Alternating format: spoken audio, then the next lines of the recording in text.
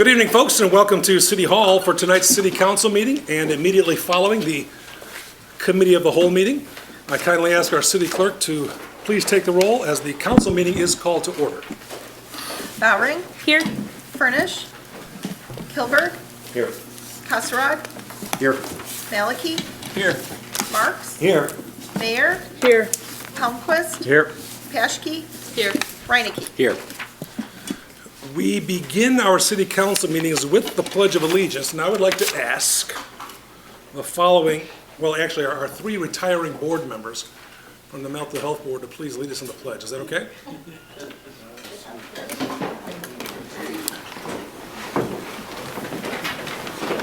No, there's three. Look at that. Look at that. That's exciting.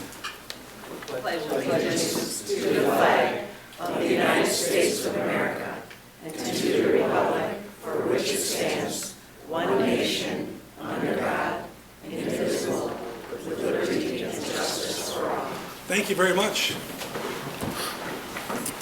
Before we jump into items of business and recognitions, I would like to, for the record, state the entire community's appreciation to the men and women who have been plowing our streets and fighting Mother Nature. They're out there again, of course. We are battling what is clearly an unprecedented early snow event, so we thank them very much. And for the record, we are piling all the snow in St. Charles. Works out quite well. Item 3A is to invite our friends from the Mental Health Board to please present their annual report. Madam Chair, welcome. Hello.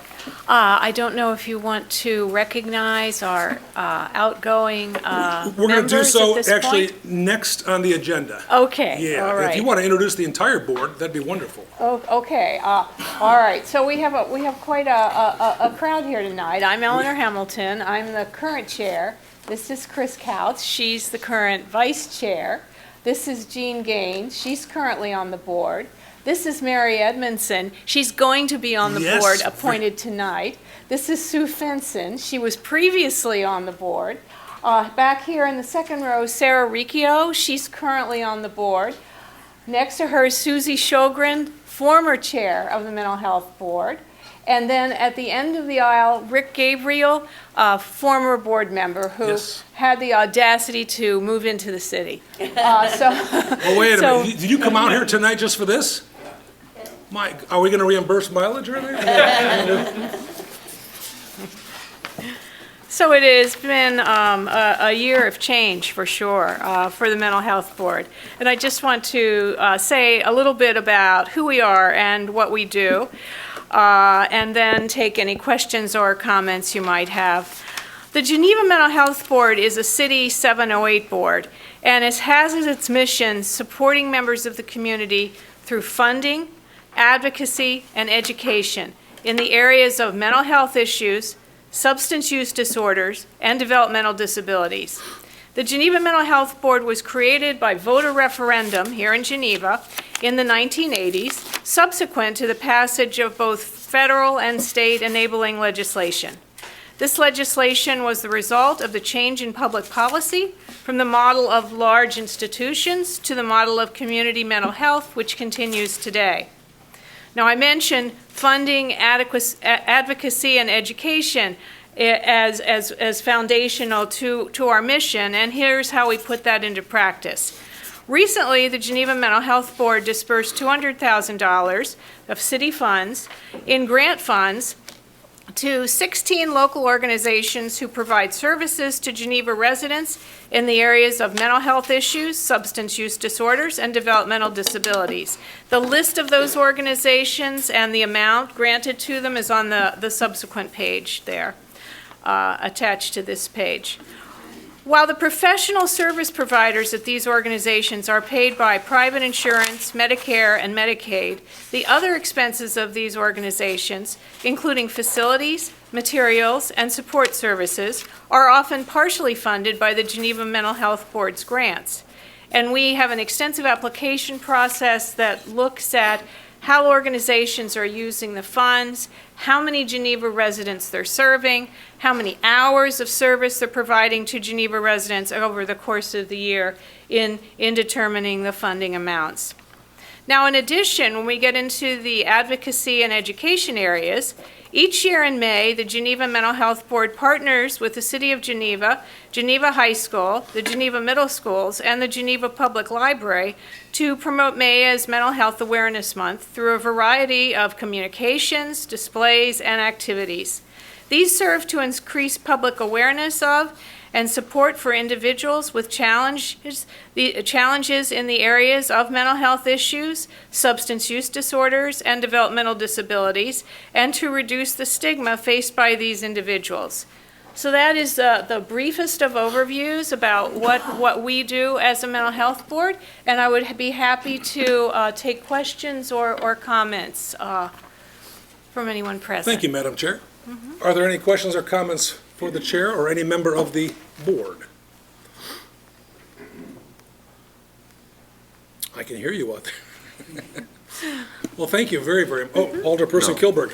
No, I want to thank your committee for their diligence and their work on this. This is an important responsibility, and all of these charities, I know firsthand, are in need of these funds and probably a lot more to continue to provide the services that they provide.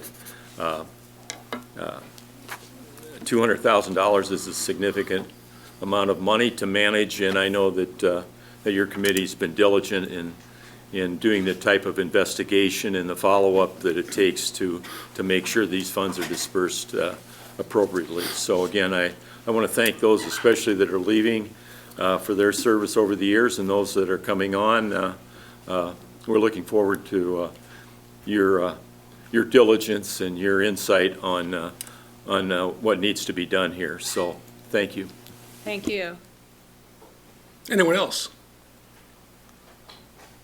Again, thank you, Madam Chair. Okay. Appreciate it. We have one activity that Chris is going to lead us into to conclude. An activity? An activity, yes. And some of you here, I've given you some cups and stones. So I'm Chris Couts. Oh, there it is. Yeah, look at that. I'm current member of the Mental Health Board. Chris, can I Geneva trouble you to Assembly. come to the microphone? I just got an email from somebody watching saying, is that Chris Couts? And it's like, Yes.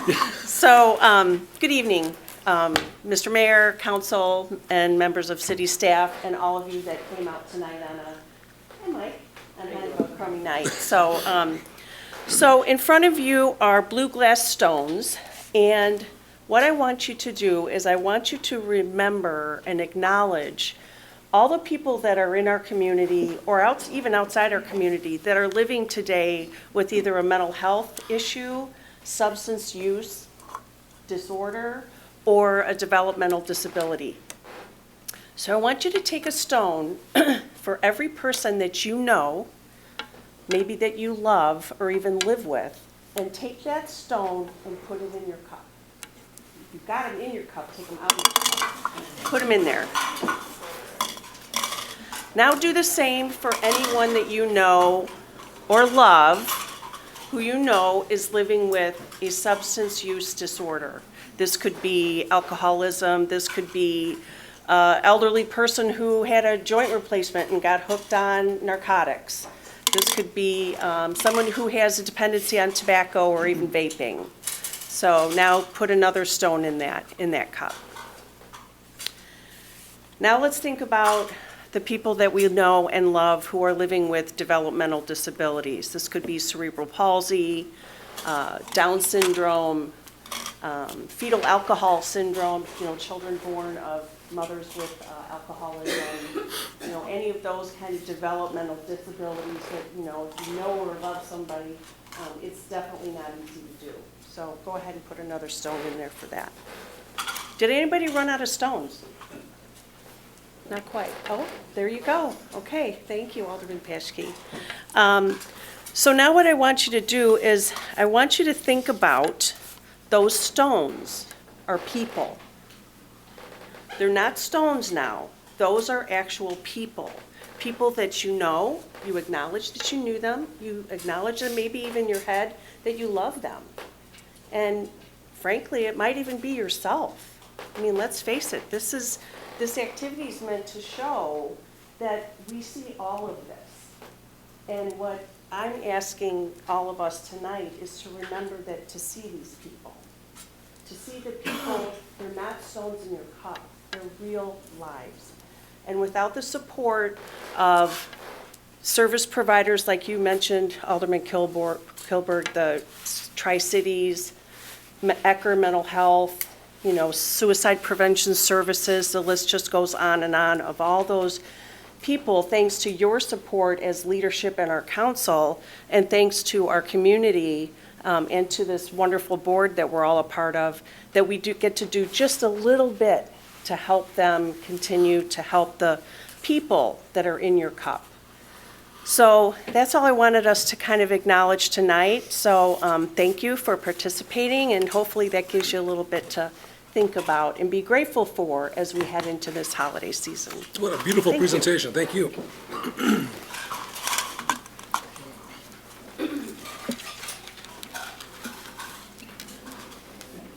Item 3B is to recognize retiring Mental Health Board members Susie Sjogren, Susan Finson, and our friend from Chicago, Richard Gabriel. Mr. Gabriel, let's start with you since you came the furthest. Do you want to join us at the podium?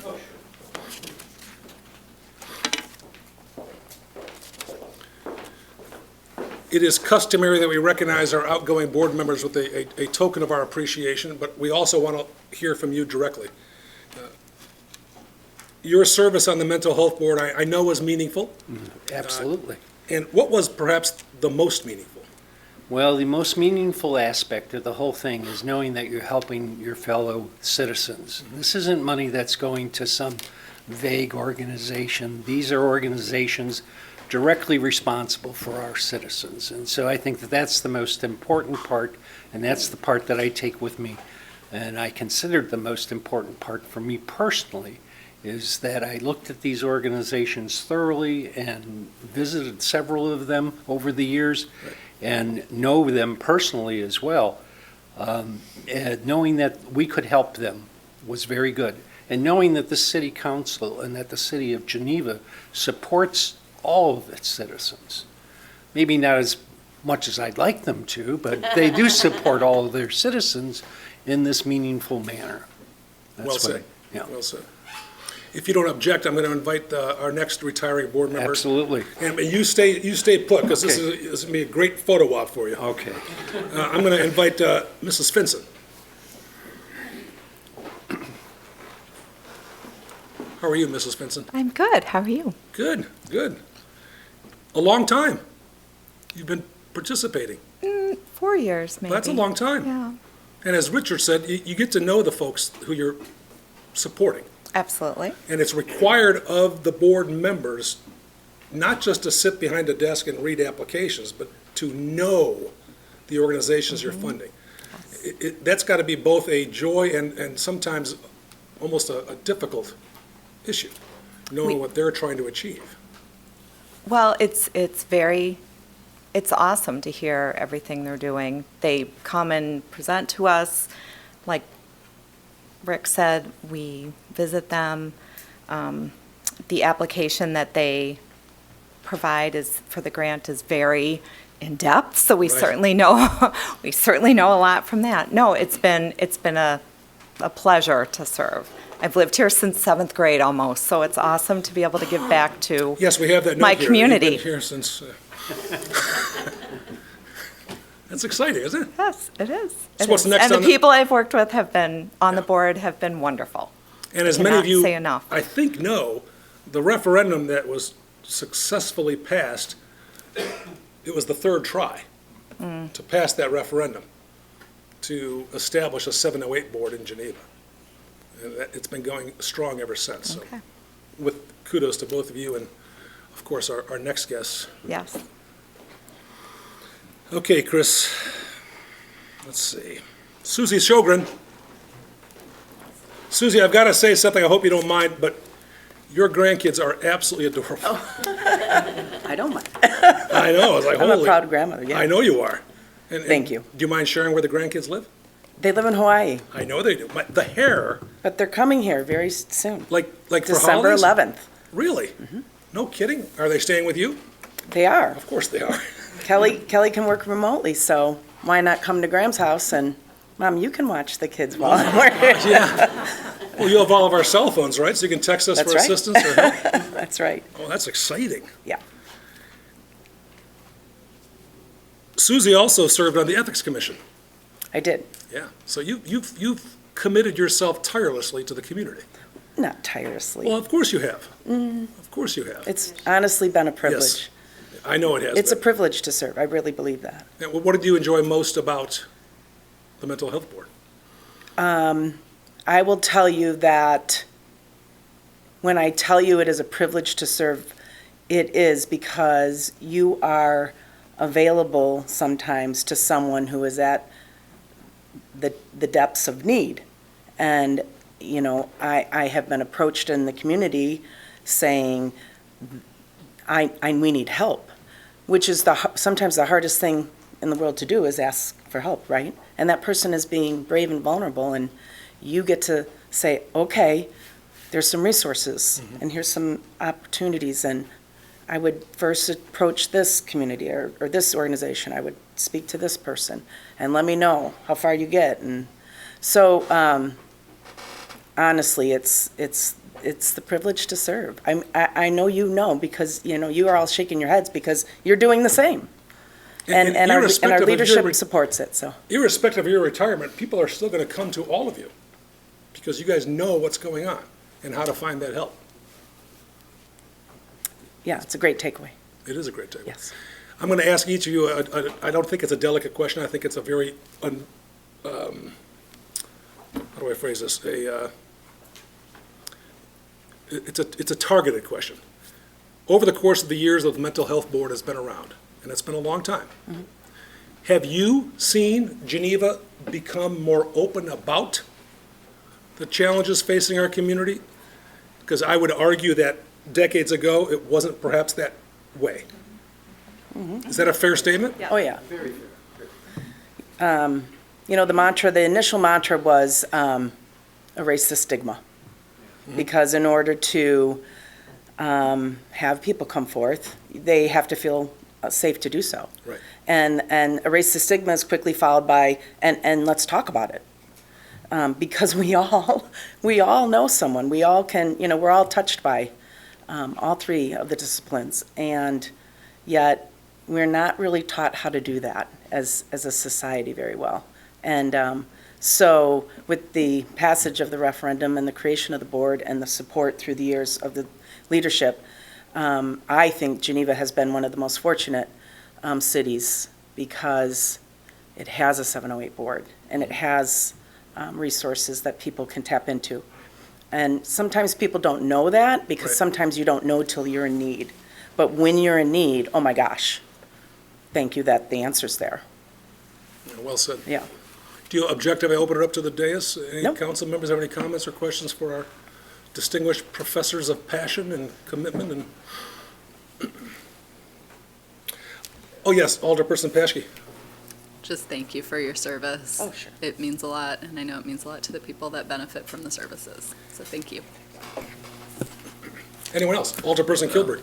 Just, the 708 is a fantastic effort on the part of the community. And you cited it, that Geneva is a giving community, and it's become more of a giving community over the years. It's great that I looked through the list of charities that the 501c3s that you're supporting. 12 or 13 of the 16 are also supported by our local community chest. And Brad serves on that board, and I see Jean Gaines. She does a double duty. Jean serves also. And through giving, voluntary giving, it's not a tax assessment that 708 is, but through voluntary giving, the Geneva Community Chest each year gives over $200,000 back to the community, and a lot of the same charities that you're touching. So to say Geneva is a giving community, I want to reinforce that. And again, the Community Chest right now has its appeal out. And if people have any extra dollars, especially this year, that they can consider contributing, I know that the organization and all those charities that benefit from it will certainly appreciate it. So, thank you. Thank you. Anyone else? Alderperson Malicki. Just really quick, if I believe I'm correct, but I think tomorrow is Giving Tuesday as well. So if, this is a wonderful list of people, if you're able to give a little bit more tomorrow on Giving Tuesday, that money goes a long way right here in our community. So you can, pick just one or two or all of them if you can and help out a little bit of extra. So that's all I wanted to bring up. Thank you. Thank you so much. If you want to text your donation now, go ahead, we'll wait. Would you object if I presented you with a small token of the council and community's appreciation? I'll come to you.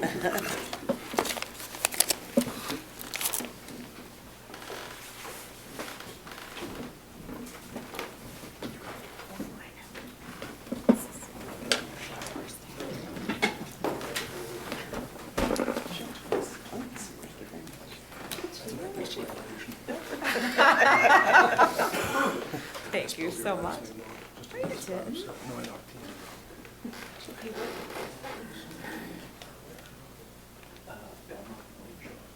Belmont and Lakeshore. Life is good. When's the party? When the pool opens. You have a pool too? Yeah, absolutely. Oh, absolutely. You're talking, oh my lord. You might, can we get a, Our grandson and sister. what's that, how old's your grandson? 3. Really? Yeah. Lord. Okay. Everybody except for you, Rick.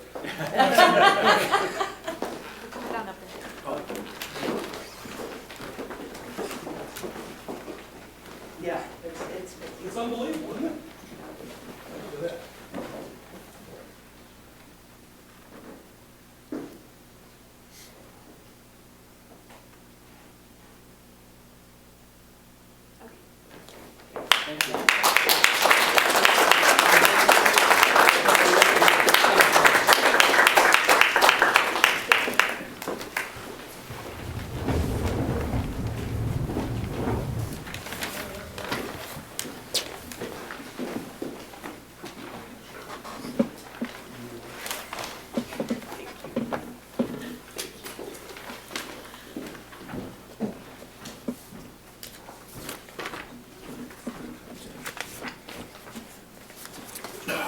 Madam Chair, now is the time on the agenda to consider the mayor's appointment of Mary Edmondson to the Mental Health Board. Earlier this week, late last week, I emailed the city council with your application and full-throated support of the board, as well as mine, so that has been officially placed in nomination, and I will entertain a motion to approve Mary Edmondson's appointment.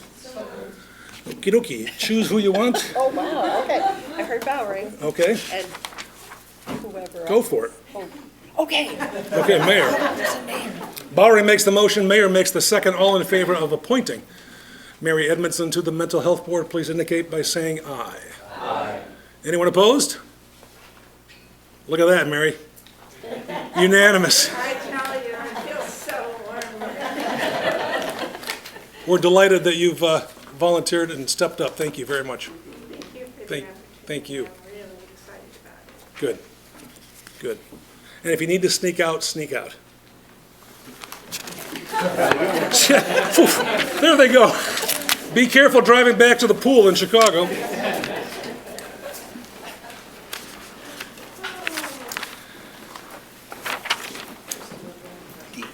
Item 3D, ladies and gentlemen, is to proclaim December 7, 2025 as World Migratory Bird Day in the city of Geneva. Paschke makes the motion. I believe Bowery made the second. All in favor, or excuse me, do we have anything, do you want to, any prelude, or are we good? We'll be discussing this On in the just next a item? moment. I saw that, Yes, okay. yes. All in favor, please indicate by saying aye. Aye. Anyone opposed? Fantastic, and thank you. Item 4, amendments to the agenda. Are there any amendments this evening? Item 5 is the omnibus agenda. All items marked with an asterisk are considered to be routine by this council, and all those items can be considered and voted upon with one motion. Is there such a motion? Second. Paschke makes the motion, Kosarog makes the second. City Clerk, please take the roll. Paschke? Aye. Reinecke? Aye. Bowering? Aye. Kilberg? Aye. Kasserag? Aye. Maliki? Aye. Marks? Aye. Mayor? Aye. Palmquist? Aye. With a vote of 9 alderpersons in the affirmative, 0 alderpersons in the negative, and 1 alderperson absent, the omnibus agenda has been approved. We jump to number 8, municipal bills for payment, and we kindly ask our city clerk to please read the bills in their aggregate. Municipal bills for payment total $2,558,747.01. Mayor, I move that we approve and pay the bills as read, the individual items for which can be found in tonight's city council packet, which is located on the city's website. Alderperson Bowering makes the motion to pay the bills as read. Said bills are available on the city's website and in each council member's packet, seconded by Alderperson Mayor. That's all good. Any questions or comments? None. City Clerk, please take the roll. Bowering? Aye. Kilberg? Aye. Kasserag? Aye. Maliki? Aye. Marks? Aye. Mayor? Aye. Palmquist? Aye. Paschke? Aye. Reinecke? Aye. The bills have been approved with 9 votes in the affirmative, 0 votes in the negative, and 1 alderperson absent. We jump to item number 10, presentation of ordinances, resolutions, and other items. 10A is to consider Resolution 2025-139 in support of the City of Geneva becoming a certified bird community as part of the Bird City, Illinois program. Motion by Maliki, seconded by Bowering. Ms. Voigt, the floor is yours.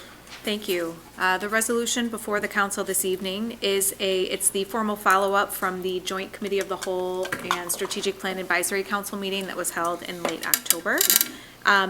This is consistent with the environmental stewardship goals outlined in the strategic plan. If Geneva is successful, we will be joining 12 current bird cities in Illinois. Our application, staff feels strongly that it will be accepted as we're already doing currently enough to meet the criteria, which is education, events, and conservation. The program will be a catalyst for the NRC and staff to advance other actions such as native plantings, public education, parkway tree program, community engagement, etc. And our NRC volunteers are planning future events and activities consistent with the program. SPAC will pay the fee, which is $200, I believe it's annually, and we're hoping to finalize the application after this weekend's bird walk to then submit before the final 2025 Bird City, Illinois board meeting. And I believe we have a representative from the NRC here. If there are any questions? Any additional questions? Mr. Womack is present this evening. Any questions for a would-be Santa Claus, Jay Womack? Alderperson Kasserag. Can I invite Mr. Womack to come up and just tell us a little bit about Of what course. it means to be a Bird City, USA city?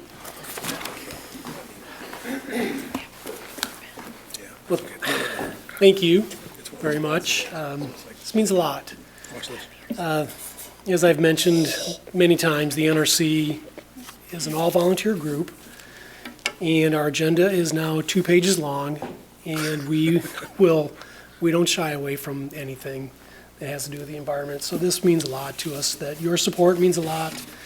Support of the, Ben McCready has done some homework. He said he's been in touch.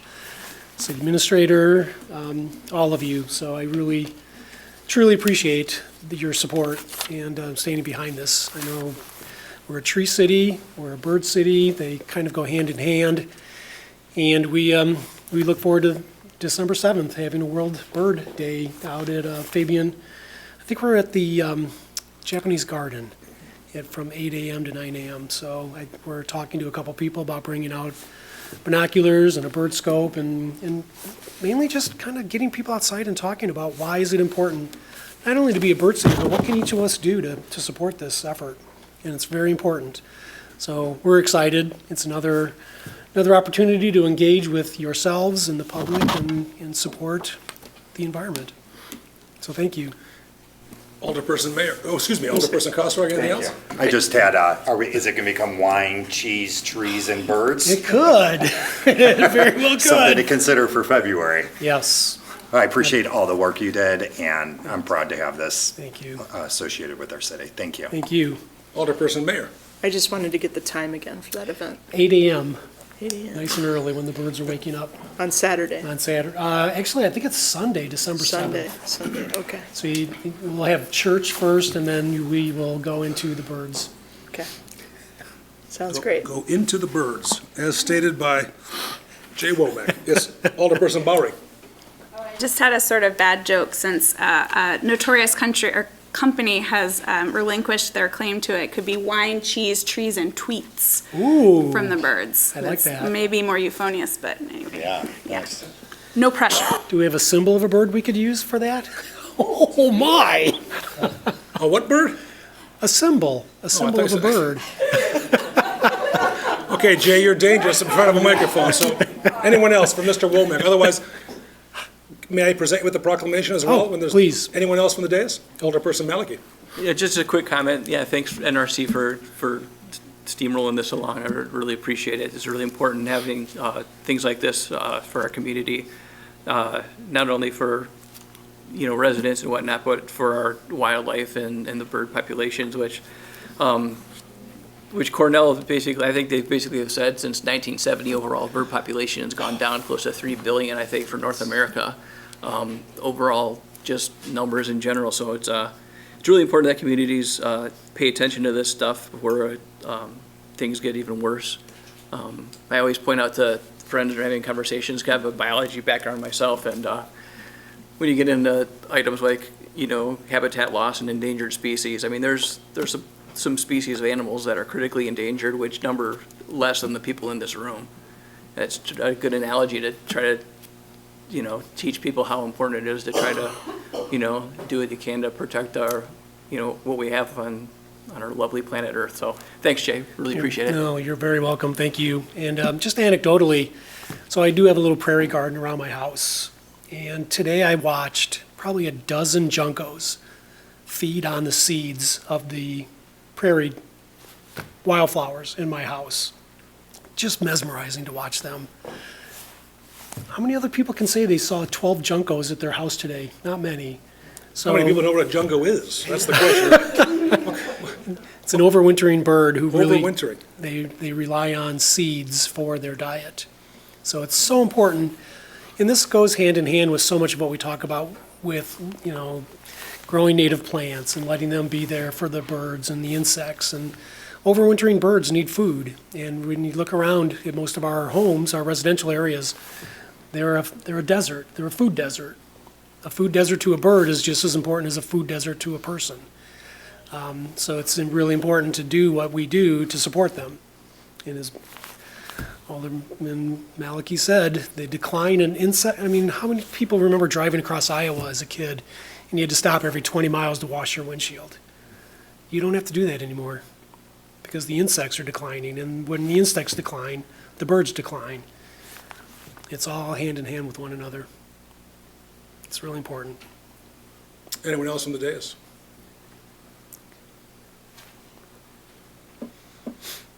We have a motion by Malicki, a second by Bowring. All in favor of the resolution as presented, please indicate by saying aye. Aye. Anyone opposed? Jay, may I? Absolutely.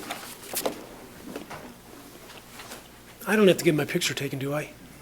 No, I'll just give. No, you don't have to. That's okay. I should have worn my birdhouse suit. You have to. You want to? What's that? This is made from bird-free paper. Oh, I love it. Papyrus? Yes, I've Papyrus. Is that what you said? papyrus. Papyrus. It used to be a popular store. How do you guys move? You can stay there. You want those people behind you.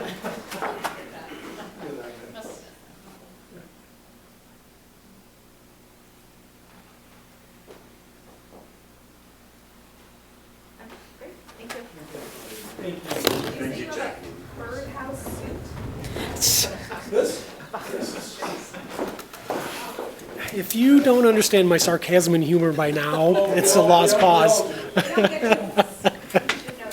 That's right. I do want to go into the Swedish days wearing a rain barrel, literally wearing a rain barrel. So that'll be next year. And how are the kids? Good? They're good, very good. Life is good. Thank you for your good work. You're welcome. Appreciate it. Thank you all. Thank you. Da-da-da. Ladies and gentlemen, we're at item 11 on the council agenda, which is public comment. This is an opportunity for anyone joining us this evening to share with us some thoughts you might have. This is your chance to speak. It's the council's chance to listen. There will be no debate or discussion regarding any item brought up, not out of disrespect, but simply out of allowing you the chance to speak freely. So the floor is open. Anyone wishes to speak, please join us at the podium. Share your name and go for it. Mr. Olson?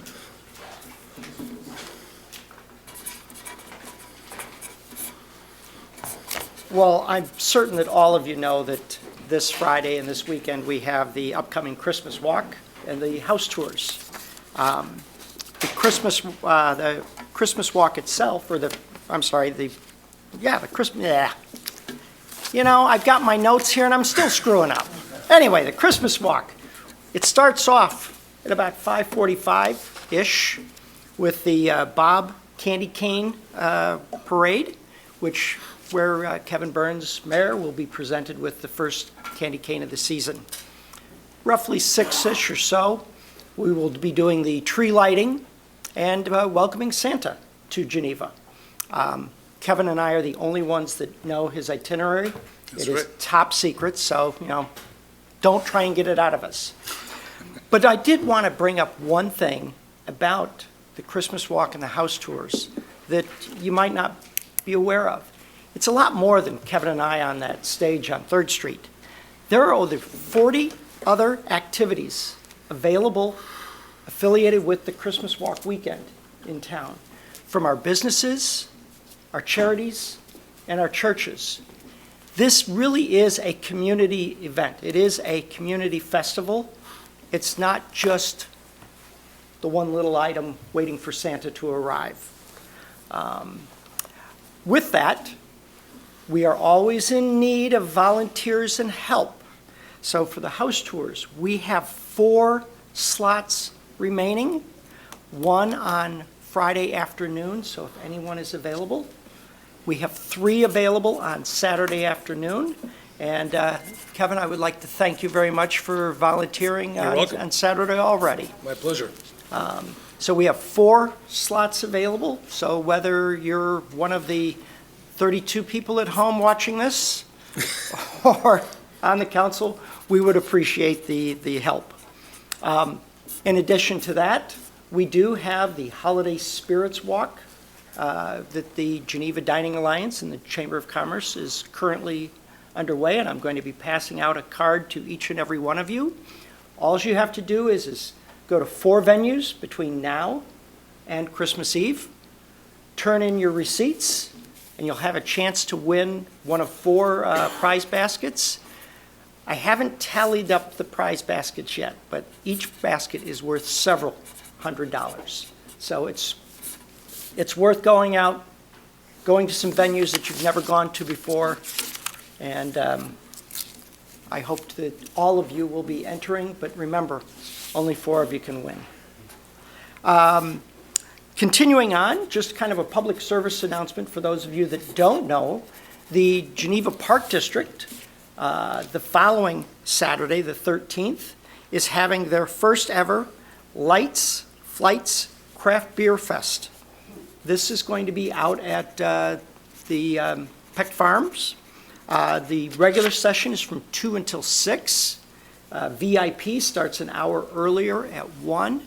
And we have 13 local craft breweries that are coming to Geneva for this event. So, of course, the 3 from Geneva, and we're allowing 10 people from outside to come in as well.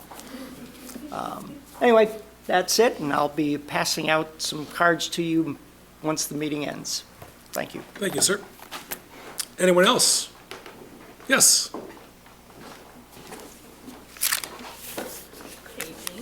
Good evening. Mayor, council members, city staff. I'm here to speak on behalf of Geneva Voices. This is a season that we pause to reflect on the things for which we are truly grateful. Tonight I want to speak from that spirit while also being honest about where we've been and where we'd like to go. We are grateful for signs of life returning to long abandoned properties downtown. Duke and Lee's has been empty for too long, but the recent rezoning of the property back to commercial gives real hope for opening possibilities to this long abandoned yet critical corner. We want to thank the new owners of Little Owl for their patience and hard work in restoring one of Geneva's most historic buildings. In a recent conversation I had with the mayor, Alderperson Mark stated that the city has quietly provided financial assistance for that restoration and wondered, should we be broadcasting that more? And I say, yes, we should. We should publicly and proudly support when residents see where their tax dollars have been spent and used so well. I learned purely by accident that the city provided grants for new coffee shops. Is this the case? I was in a store on 3rd Street and I overheard someone say that there was a $25,000 grant that had been provided for a new coffee shop, something so many of us had wanted, and now we have an abundance of coffee shops coming in. And we're deeply grateful to the city's responsiveness for that. We're especially grateful that the city is revisiting the demolition permit for the blacksmith shop, hopefully opening a path forward so that would benefit both the property owner and Geneva residents. Let's keep this fantastic momentum going.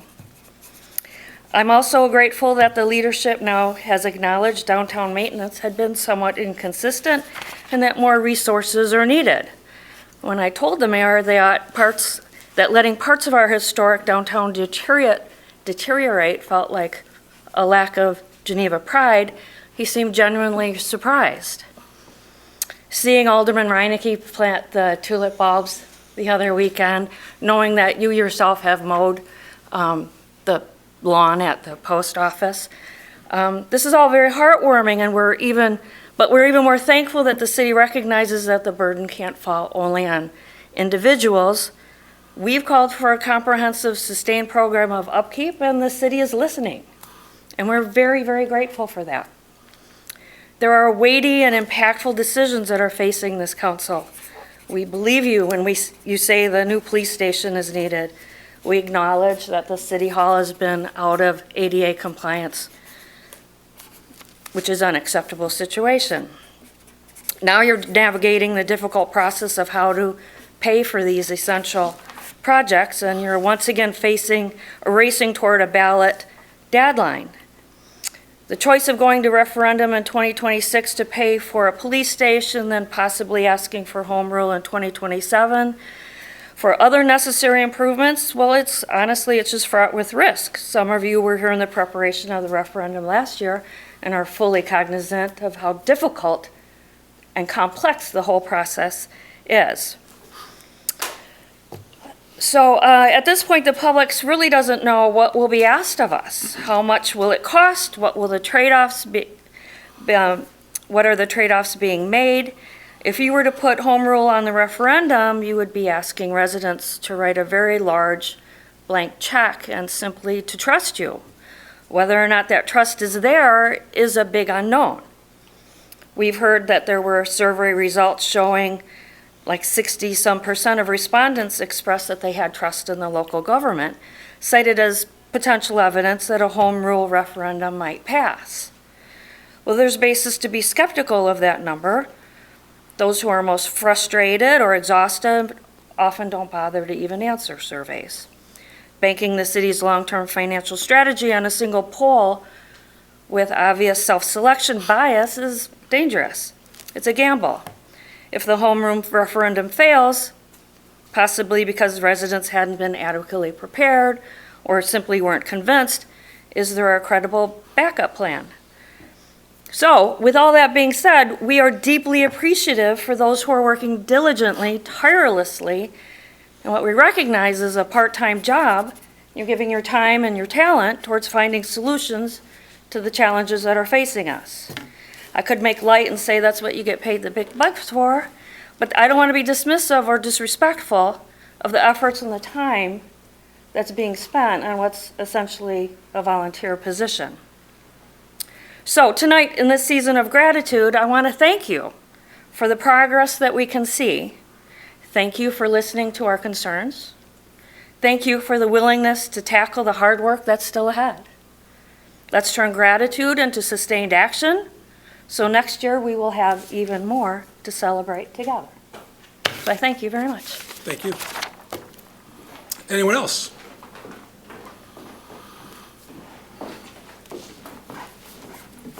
Welcome. Thank you. Good evening.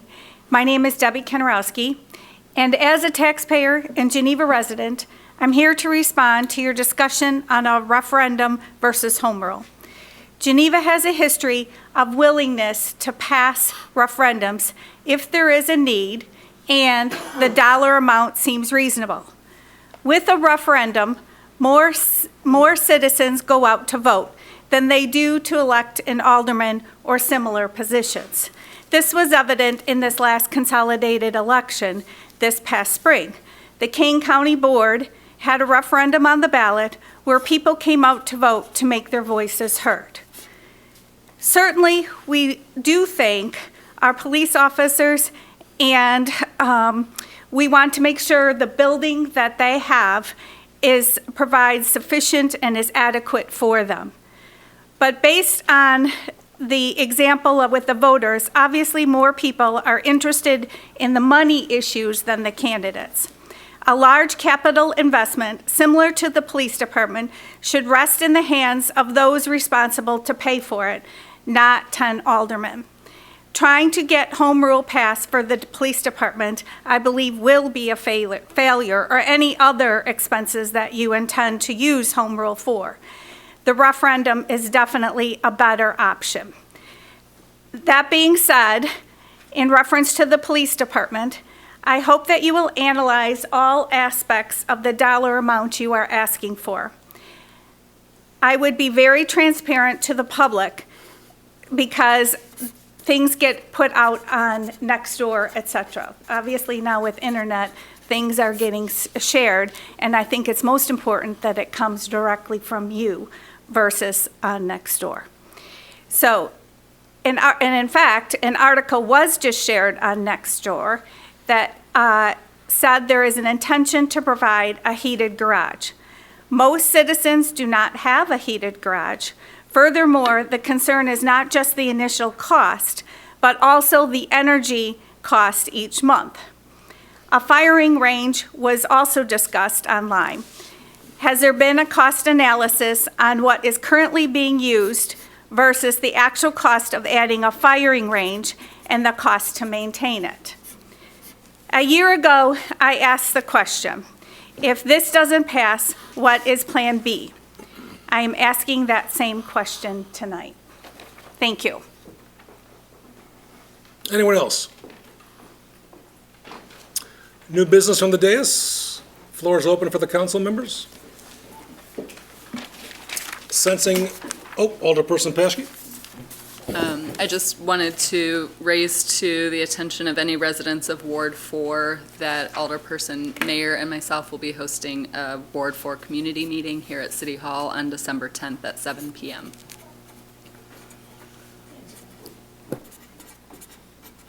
Thank you. Anyone else? If not, I'll entertain a motion to adjourn the... I was gonna adjourn the cookies handout, so well done. Adjourning the meeting, offered by Alderperson Kasserag. All in favor, say aye. Aye. We are adjourned, folks. We will commence the city's committee of the whole meeting in just a moment. Microphones are off. Just go ahead and let your Love it. Good evening.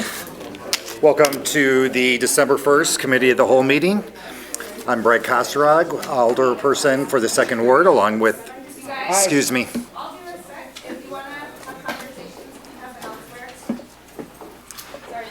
Thank you. No problem.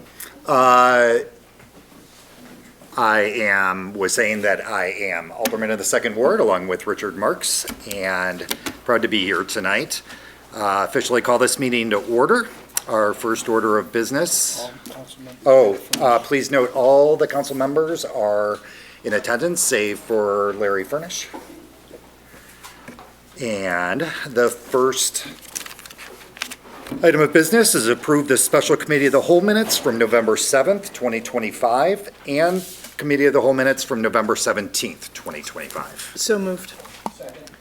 Alderman Mayor and Alderman Palmquist. No comments? All in favor? Aye. Any opposed? Okay, thank you. And items of business. First one is consider draft resolution authorizing the execution of a professional services agreement with the Lakota Group for technical and professional assistance in the preparation of a comprehensive land use plan and a unified development ordinance at a cost of $384,949. Alderperson Mayor and Alderperson Paschke and then Alderperson Mayor. Ms. White? Thank you. The item before you this evening represents one of the Community Development Department's 2026 fiscal year goals, and it's been underway since August of this year. This plan seeks to consolidate the Affordable Housing Plan, our Bikeway Implementation Plan, the Downtown Station Area Master Plan, Historic Preservation Plan, and the Southeast Master Plan into one cohesive document. This also includes review and update of the city's zoning, subdivision, and other land use regulations, and the executive summary does provide a comprehensive overview of the process and what is included, as well as the timeline as to how we got here. And we do have Director DeGroot and I believe a representative from the Lakota Group here as well, if there are any questions. Thank you very much. Any questions from the committee? Ms. Alderperson Mayor. Hi, David. You want to come up and tell us a little bit about what the process is going to look like that you're going to go through with this consultant and what they're going to provide to us? Sure. We have the entire scope of work is outlined in the packet this evening, but we're looking at approximately a 2-year process.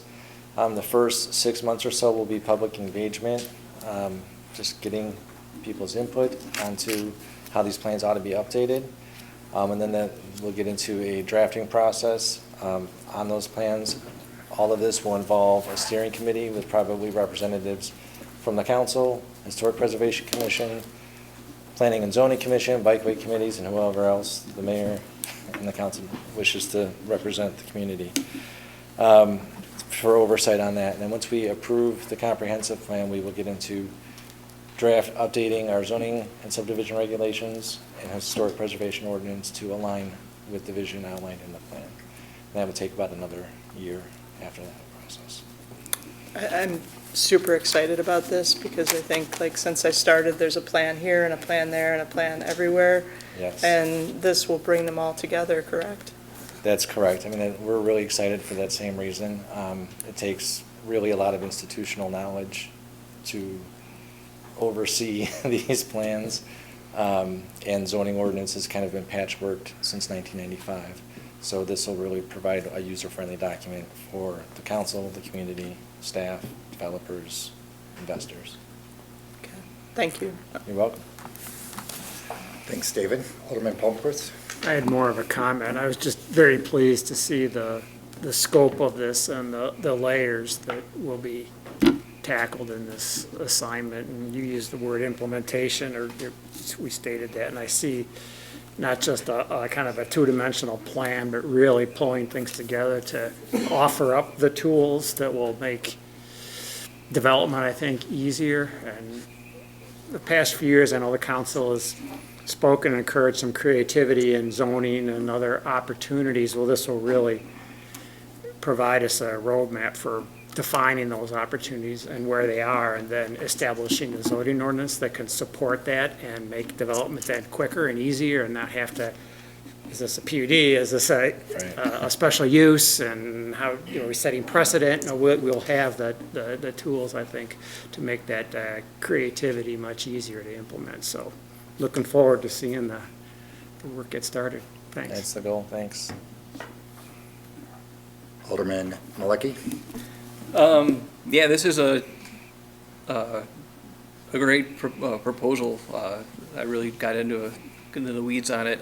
It seems like it's going to be a sort of a heavy lift too, but I'm assuming that putting something like this together is going to give us a lot more flexibility as things evolve and codes change and whatnot, where it'll be so easier to respond, you know, as laws and regulations come down the pipeline possibly, or? I hope so. I mean, we did some of that with the downtown zoning update we did back in 2019, where we have a little more flexibility in the downtown area on our zoning regulations. It's not the older versions where you had every single use that was permitted in the district outlined, which we have in some of our PUDs and some of our business districts. So the goal would be to provide a little more flexibility as uses change constantly. Gotcha. Excellent. Yeah, no, I'm fascinated to see how this comes about. So thank you. You're welcome. Anybody else from the council, from the committee? Yeah, Alderman this Gilbert? is budgeted over 2 years, right? That's what I thought. David or Alex? It was budgeted for fiscal year 26, but it'll probably roll over into 27. This is the I'm sorry. Anything else? That's all I had. Okay. This is anticipated to be the total over the whole course. Over of the project. course of those 2 years, correct, yeah. Anybody else? Are we ready to vote? All in favor, please indicate by saying aye. Aye. Any opposed? Motion passes. 9 affirmative, 1 absent. Next item is recommend draft resolution authorizing the execution of an agreement with Sikich CPA LLC for auditing services for fiscal year 2026 through 2029. Bowering and Paschke. And Ms. White. Thank you. The resolution before you this evening represents staff's recommendation authorizing an agreement with Sikich CPA for auditing services. As referenced in the executive summary, our contract for current auditing services expired April 30th, 2025. A request for proposal was issued, and that covers both the city and TRICOM. We received 3 eligible proposals, all of which are outlined in the summary for you. We did have one bid that was lower than Sikich. However, upon Director Maluski checking references, we discovered this company, which is located out of state, has never done any work in the state of Illinois. The closest they had was Iowa, and they do not have any staff in Illinois. So based on the initial work, the conversations staff had in doing their due diligence, we have opted to bring forward Sikich, which was the second lowest bid. The difference is under $5,000. We felt very comfortable bringing this recommendation forward. And we do have Director Maluski here if there are any additional questions. If I can add just one, I believe Sikich did not raise their rates at all this year. Is that the case? That is correct. They did keep their rates the same. And that's through 2029? Correct. Thank you. Very competitive bid. Yeah. Alderman Kilburg. Right. I have no concerns about Sikich. I know that they've done good work for us. I guess my question, though, is I think there's merit, though, to be said, and it has been the practice, not the policy of this council historically to do a rotation as it relates to our auditors. I know that Baker Tilly, who's also an auditing firm in the Chicagoland area that has done credible work and actually did our audit previous to the Sikich contract. I guess I'd like to hear an explanation on possibly why a rotation doesn't continue to have merit. I know that there's going to be an additional expense, but I think an audit is so critical that even if the expense is greater, it should be something that should be given some consideration. So in terms of rotating auditors, this is the first that I'm hearing of that practice. So this item was put out for competitive bid, and the nomination brought forward is just about $18,000 lower. So in terms of keeping with the standards of following the competitive bid practice, I don't know, Jennifer, if you want to speak to any sort of rotation, if that's something we could look into after this agreement is up, but for, this agreement, this 3-year contract, we'd like to go with what was brought forth. I think if you look at the documents, though, Sikich increases their fees on an annual basis, that it's not a fixed number, that their fees will increase over the 4-year period. And I'm wondering why 4 years versus 3 years, which I think the current contract's been under, right? Jennifer, do you? I believe the contract terms have been 4 years, so I was just looking to keep that same timeline. Okay. And their contract does increase. It's that first year that is the same as what we paid for 25. but But it does, In it does 27, increase 28, and from 29, though, 27, there is an 28, and increase. 29. So it goes from about 64,000 to ending in 29, which also does include TRICOM. Right. Goes up to 71,000. To what? To number? 71,000. 71,000, so, But again, that includes TRICOM's portion yeah. of it. And what is that portion approximately? Is that, About 10,000. It goes from 10,000 to 11,000 roughly. so, and was the Baker Tilly contract graduated as well? It was, Okay.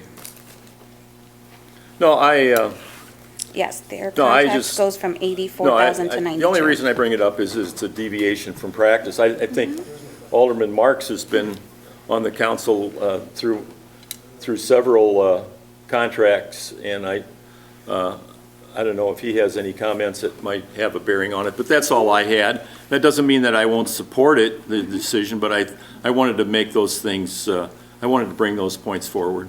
Sure. Alderperson Reinecke. Yeah, I just had a question about the scope of work, and I noted a line in the application saying evaluation of IT services and security assessment, and was wondering what that involved, and is that a part of this contract, or is that just an ancillary component? It is something that they look at as far as internal controls to make sure that we have the proper internal controls in place so that anyone from any division doesn't have full access to the system. Okay. So it is something that they look at. They test other items as well, though. Thank you. Anybody else? Yeah, Alderman Brad, Marks? Brad, I will speak. I mean, I come from a background as being in the CPA business for 25 years. I've been out of it for 18. But it normally is the best practice to switch out auditors because they come to a different approach to looking at things. So that's always it gives everybody a little bit of fresh face. In light of not doing that, could we have, because Sikich is probably cheaper, could we request a different partner and employees to be on this rather than the current partner and seniors? Because then they will give it a different, fresh look. I mean, I think if we can have that, I think it would add, it would make me feel a little better. Yeah, 18,000 is a lot, but if we could have a different partner, different staff, different senior on it, I think that gives it a different, fresh look too, because they all look at things just a little Just a bit differently. Yeah, Yep. it's just. I'm sure one that of they those can safer accommodate things, and that. if we could ask for that, I think it would be a little, if we could find that out by next week, I think, it is best practice usually to switch, but 18,000 is a lot of money, so the next best thing is to request Switch that partners. fresh people start the engagement. And that may be the nice middle road if we could find that for everyone. Sure. Alderperson Bowering. I just wanted to say that after reviewing all this, and I did appreciate the background on why we were not going with the absolute low bid, I feel confident with staff's recommendation. I'm fine if Sikich is open to this change of who's managing it, but I guess I I'm wary of city council kind of coming down to the tarmac on this. I do understand the importance of the audit, but given that we're, governed by state statute, I'm comfortable doing what our staff recommends as long as it's in accordance with what state statute requires. I think that gives us plenty of security that we are, going to have a good audit process. So thank you for all of the work on this and especially for having the background explaining that decision-making process. I always appreciate that. Thank you. Any other questions? Are we ready to vote? I'm informed we don't need an amendment or whatever. No, I think Most that here they are- can just ask that question. I Yeah. think that would be fine. I think that's a nice middle road for everything. All in favor, please indicate by saying aye. Aye. Any opposed? Motion passes 9-0 with, or 9 with 1 absent. Okay, here we go. Next item, set direction on March 17th, 2026 ballot initiative. Do you have something to help us get started, or is this on us? Oh, If you're going to take action. This wasn't, I think it's still discussion, but if you want to take, yeah, right, then okay. Tita? Okay, Ms. Hoyt. Okay. All right, so tonight is a continuation of the ongoing discussions by the city council related to the implementation of the facilities master plan. The council has discussed this at length at the November 3rd and November 17th meetings, with the November 17th meetings including a presentation by FGM Architects, E.O. Sullivan, and Spear Financial were both here to answer any specific individual questions. All of the PowerPoints provided and presented at any of the public meetings have been uploaded to the website the following day. All of that information has been out there under the Facilities Community Engagement page on our website. And the council received supplemental historic information related to the community survey, the community engagement process that was undertaken, I believe, over the past 2 years. So the goal of the discussion tonight is to reach consensus on how to proceed with the first phase of the facilities master plan implementation, the police department. And just by way of some background, the Geneva Police Department is currently housed in a building that was a little bit of history for my part. It was a car dealership. Then it housed the fire department, our TRICOM, and the PD was on the first floor. The Geneva PD expanded after TRICOM and our fire department had facilities built for them. So it's my understanding that the Geneva Police Department has not had a facility that was built to be a police facility. And I hope I'm correct in saying that. Both the fire department and TRICOM have moved into build-to-suit facilities. In the presentations provided by FGM, there have been discussions about space needs, the general lack of suitable facilities, and I also wanted to just touch down again on the space needs and the lack of suitable facilities because the profession of policing has changed so substantially over the past 5 years. It's been changing progressively over time, but the past 5 years, this council well knows because you've had to vote on significant investments in equipment, cameras, computers, et cetera. We don't just need a car and a person anymore. They have a lot of technology and equipment that they are responsible for maintaining, understanding how to use. All of those require space. Anytime you have technology, you are introducing a public records component, which means you have you need technology space, you need extra people, there's extra time, and all of that takes up physical space as well. So as we're talking about space needs, I wanted to address that because I'm not sure that's something that's been part of the public conversation about why the space needs have changed so drastically. There are also significant training requirements, which the current facility just does not accommodate. In my conversations with our police folks, and even when I was visiting the fire department, I learned how the department has had to use other city buildings and spaces in other city buildings when they're available for, different trainings. And it doesn't create the ability for us to have a consistent program of training that meets the state requirements for our officers to be certified through the state of Illinois. And it could also, in the future, create challenges for us in terms of attracting and retaining officers. And I know we've had several conversations, but I'm trying to just bring it back full circle for everyone and for the community as to how and why we landed here on this facility as our first in the program. So the council has engaged in many thoughtful conversations over the past several weeks. And the goal, if we are aiming for the March 17th ballot, is we do have a deadline of December 29th to select a question and move forward. Supplemental information was sent to the council this afternoon in terms of bond information, and then I did also provide a handout to the council that provided background on some of the survey questions that occurred over 2023 and 2024. So that's all I have, Chairperson. Thank you. Okay, thank you very much for that background and information. I think, well, go ahead, Alderperson Bowering. Sorry, Chair, did you have something you wanted to add, or? I'm good. Okay. I would have if I needed to. Thank you. Okay, so first of all, it's a pleasure actually being here in person this time. It's not the most fun talking about this stuff remotely. I have thought about this a lot. I've talked with any constituent I could track down in my neighborhood or get a hold of via text. I've talked with various alderpersons to try to hear their perspective outside of this meeting, these meetings.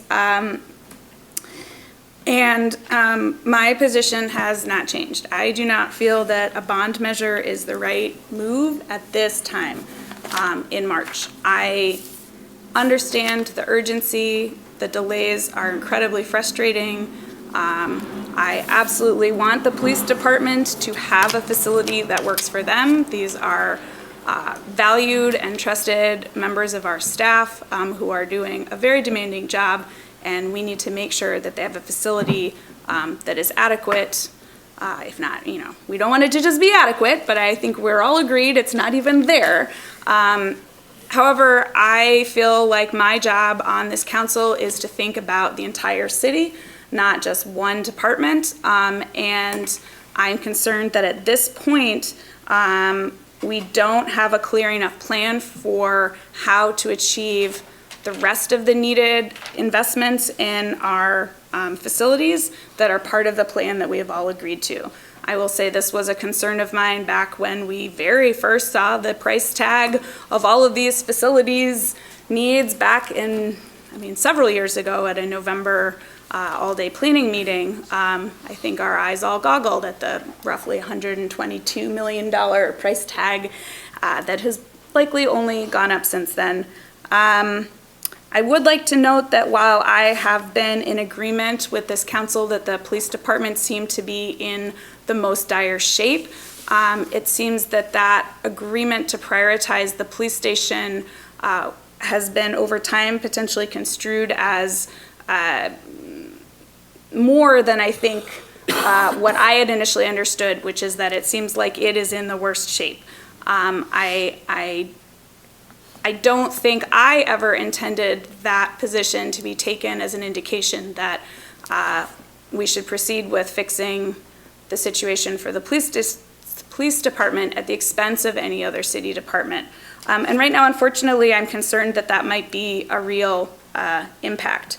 I think at this point, given that it's been difficult for the city council to come to a consensus, and we are now into December, and this would come up in March. I think what we should do is wait and have a real engagement with the community so that we can put either a bond measure or home rule on the ballot after actually engaging with the community again. Our last community engagement is over a year ago.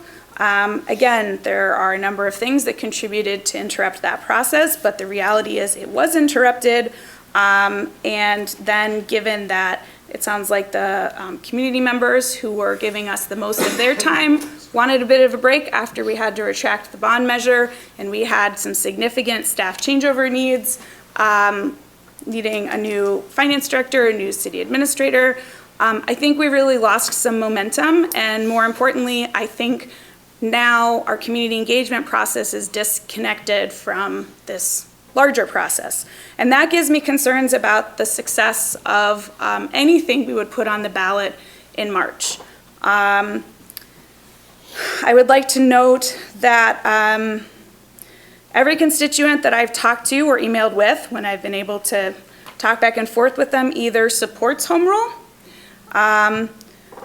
or when they express concerns about it, after a pretty brief conversation about how this home rule would enable us to do what almost all of our neighboring communities can do, Batavia, St. Charles, West Chicago, Warrenville, Wheaton, Glen Ellen, the list goes on, to help fund their infrastructure needs over the long term with tax dollars coming from visitors who are also using these facilities and services. All of a sudden, their concerns seem to become a lot less dire, and some of them even supported home rule. I'm not disagreeing with the idea that there's a fair amount of education needed, but I think that that education is actually quite straightforward. I think Geneva needs revenue tools like those we would get through home rule to stay resilient and competitive with our neighbors. And I guess not just me, this is what data shows us.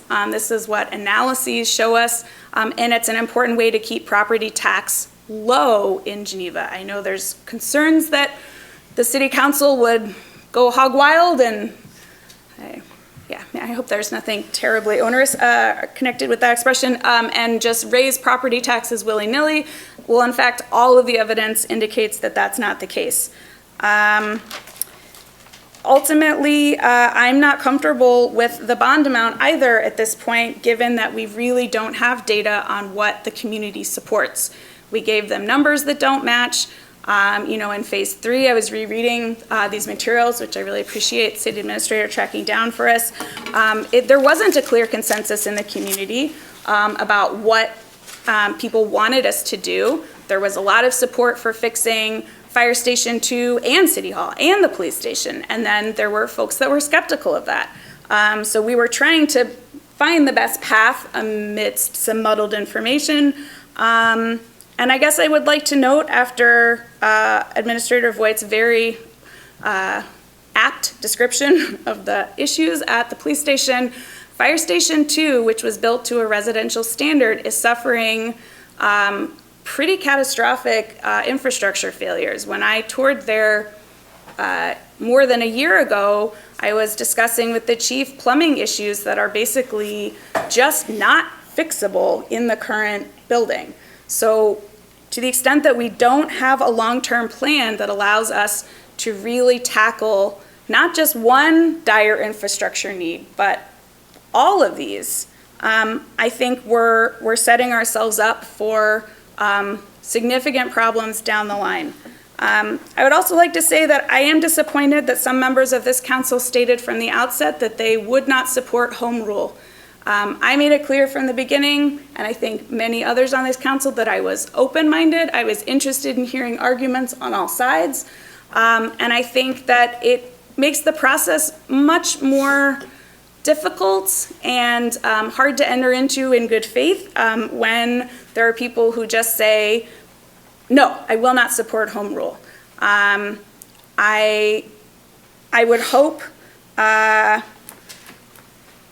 that everyone on this council, no matter what is decided, will get behind whatever the decision is, and I will state for the record that if any vote down the line does not go my way, I absolutely will do everything in my power to support us moving forward with that decision, because at the end of the day, I know these things need to happen, and I'm one voice amongst 10 or 11, depending, but I absolutely want the city to succeed at whatever it takes on. So my opinion about the right policy choice has not changed. But I would like my colleagues to understand that if I don't get my way, I will still support a bond measure and hope that it passes. Thank you very much, Chair. You're welcome. I just want to clarify, you threw out a price tag of $122 million and increasing, I think you said towards the beginning. That was for all the facilities. I just want to be clear for anybody watching. The police facility, I believe, is from 42 to 57 or something like that, based on the amenities that we approve. So I just don't want to mislead anybody that's watching that would be the cost of the bond option. Thank you. Alderperson Mayer. Thank you. Okay, so there's a lot to cover now. Thank you, Alderperson Bowering, for stating your opinion. I've already let you know that I disagree with the opinion. I'll try to digest why now, and that is because the first thing you do as an alderperson here is go on tours of the facilities. And when I toured 4 years ago the police facility with the chief and with another member of the team, and they explained what they were going through and how they were makeshifting that police station to suit their needs, and this was in the middle of riots happening in Chicago and all sorts of political unrest happening, and they were not able to pull a police car in and have two people assist with removing somebody from the police car. They had to do things outside and move people into the police station. These are things that are serious problems, and our police station has been remodeled to the point where it can no longer serve. It just doesn't serve the police well anymore. And I support going to referendum as soon as possible in the hopes that the public will approve funds to begin the process of construction documents and get things going on this project. There's a big concern in the public that we've already made all the decisions, that everything's done already. That is far from the truth. A construction project of this size needs to have the time to be done correctly. And it can't start, because we're not home rule currently, until we have the authorization to build such a facility. So we all know that there's limits on what we can approve through referendum. We previously had discussed approving the police station and the fire station as public safety, and we've scaled back and we're saying approve the police station construction project solely. There's several options on the table, and I'm interested to hear what everybody has to say about the different funding values. I'm for going for the top dollar, and if we don't exercise some of the alternates for the full-size garage or the full-size firing range, perhaps we can transfer some of those funds to be used for Fire Station 2 or for another purpose within this community that is in dire need of better facilities and the start of our facilities master plan implementation. I think, there's a lot of worrying about what happens if. Well, we know what happens if we don't do anything. Nothing's going to happen. We're not going to be able to do anything to start construction if we don't pick a route and go in March. We could fail. Alderperson Kilberg, I looked up and was provided some information about the school referendums, and last week you painted it that referendums just pass, like for facilities. It's not true. There were several that had to do a couple iterations to get passed. So there were failures on changing the tax rate to get facilities funded, and there was failures to pass at a certain value, and then it went on in November and passed, right? So there are ways that this can be managed, and we don't have to feel the weight of the entire world on our shoulders right now. We can make decisions. The facility is in need of a new facility, but we have a police station right now, and we can proceed and try to get the money to fund it. I think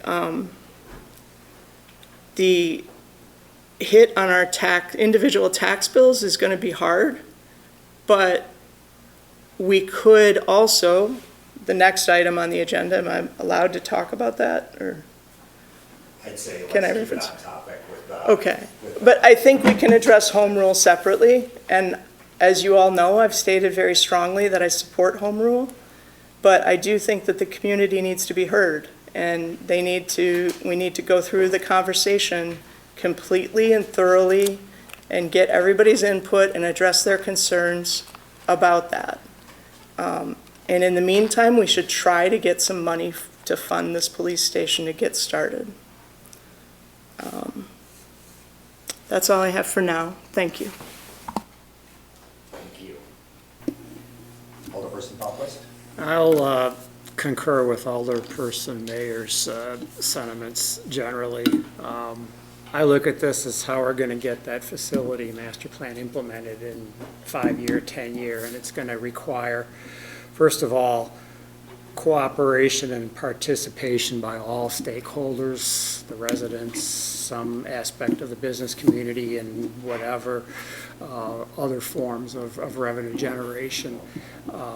And I think to be able to get to where we need to be in the most expeditious time frame and address the urgency of the police station and not let those costs continue to rise is to address the police station initially.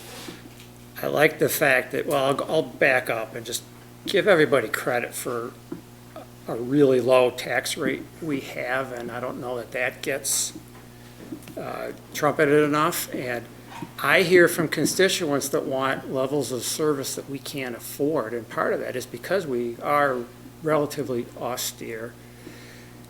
As part of the public engagement and documentation that the consultants provided, I do like the piece that they describe Geneva as, this is historic and we have some stewardship, and it's not cheap to manage that century and a half old infrastructure that we have too. So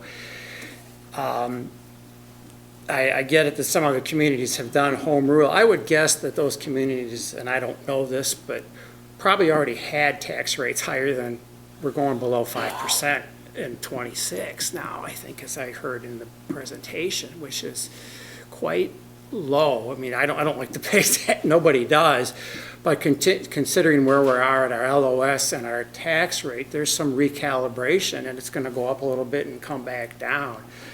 I like how we can get a third to a half of this plan implemented with a very defined, taxpayers understand what's coming. Okay, let's get that passed, and I'm not assuming that. There's going to be a lot of heavy lifting in the next 3 months to do that.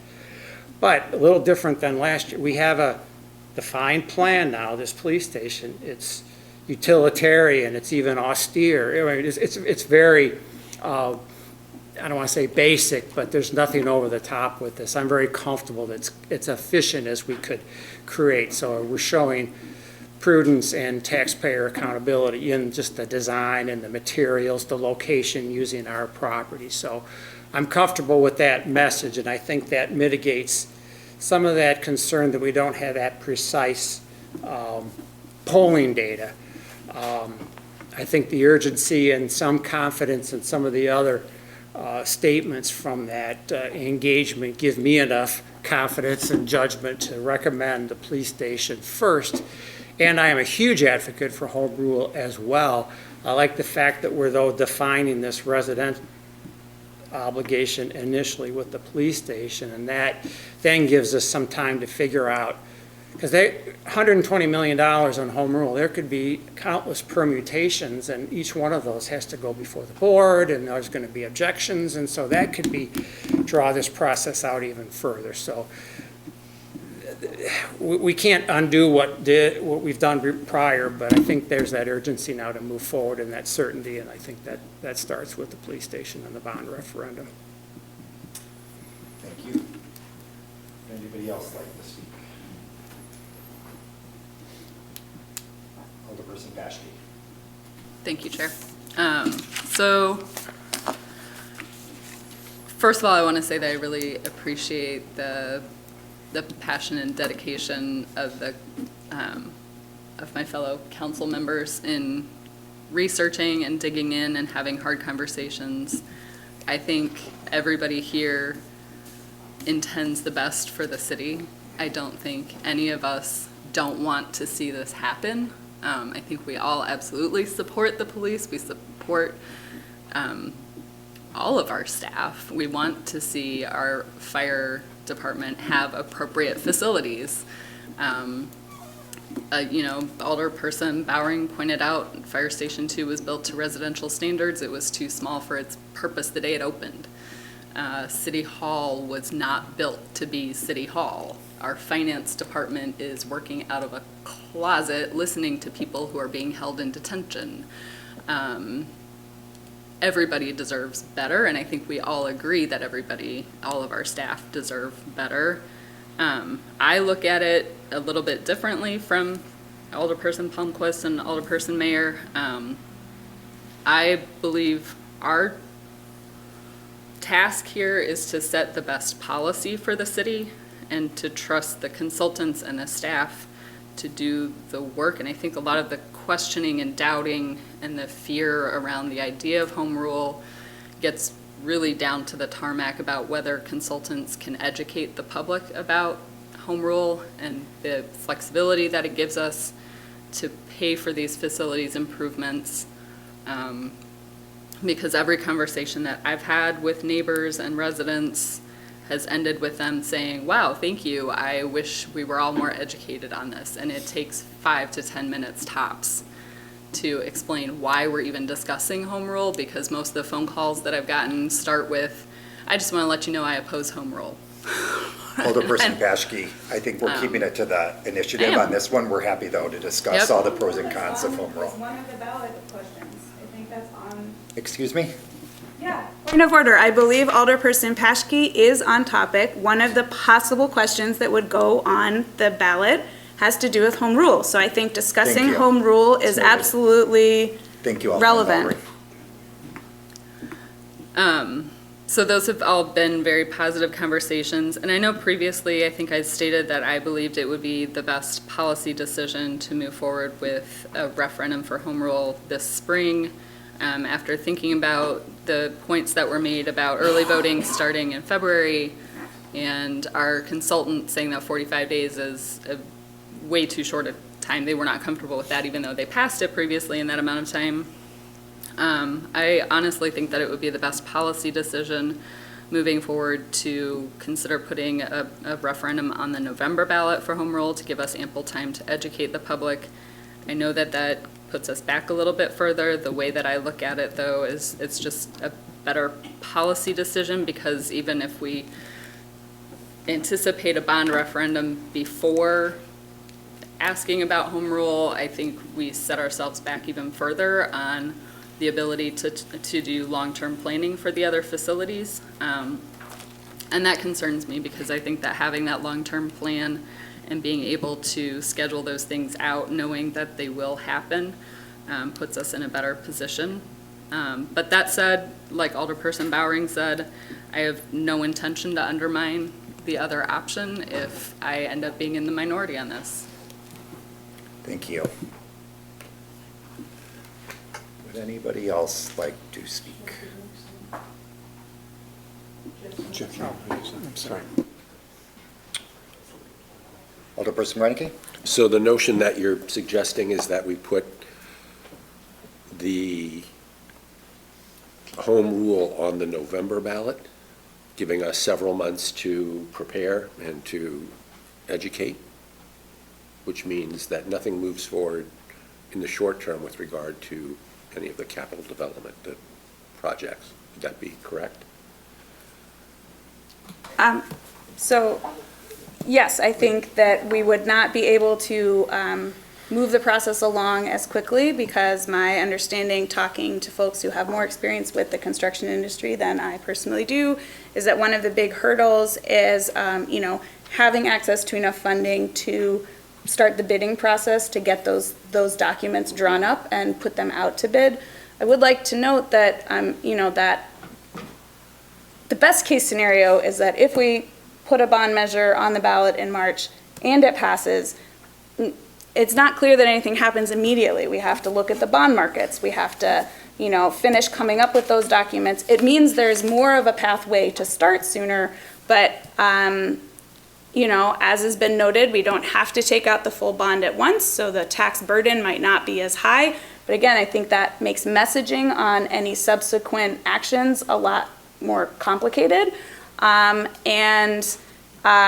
The time between March and November, again, I've asked, it sounds like it would be pretty difficult. Like, are there ways that we can keep moving the process along for the police department without a bond measure? Because it's not the case that we would just draw down 60 million or 40 million all at once.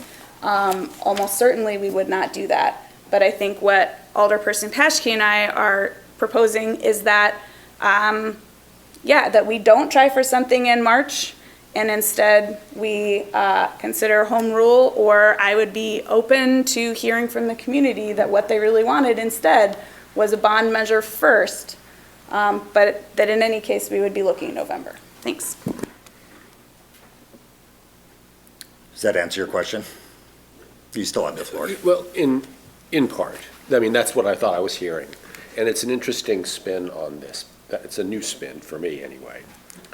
My view is that I'm not convinced that we could get a successful vote on home rule in a short period of time, by March.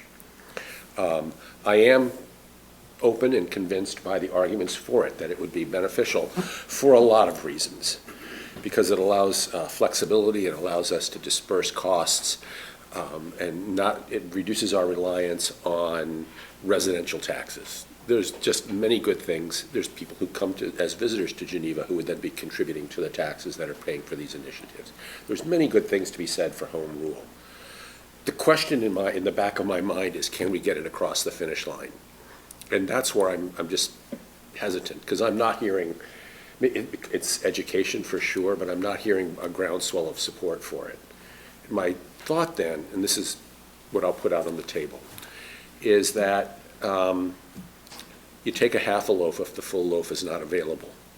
Our priority, our goal is to get the police station. That's the first of the priorities in terms of our infrastructure. Let's get that moving. We can have some revenue that comes from the sale of that property, which then can facilitate later development. And at that point, we can move to, we've shown that we are practical and efficient, and we can at that point move to an initiative for home rule. But that's how I would approach this, but I'd be interested in your thoughts. But it's not due to an opposition to the concept of home rule. It's just, can we get it across the finish line? Okay? That's it. Thank you. Anybody else who wants to speak for first time before I recognize Alderperson Paschke? Okay. Alderperson Malecki. I guess I'll jump in with both feet. I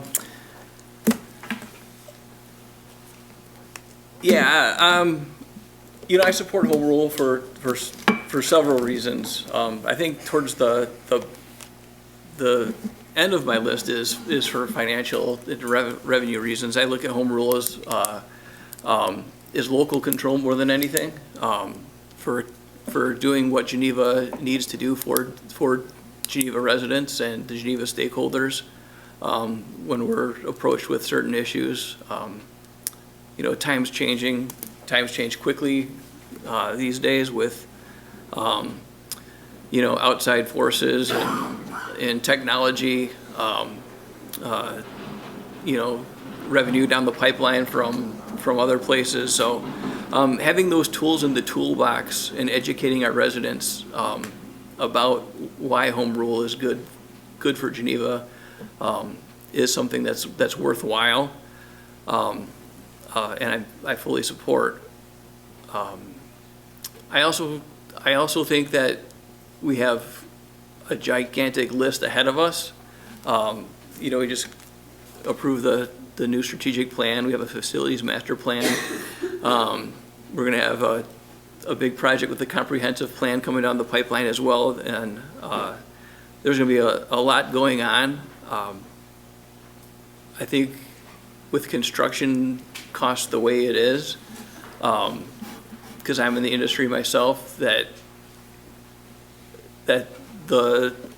every 6 months is an increase for construction costs. So if we wait 6 months on putting out the police station to bid, I think the public knows that and have prioritized that the police station is first and foremost on the list as far as rebuilding our infrastructure and our facilities. That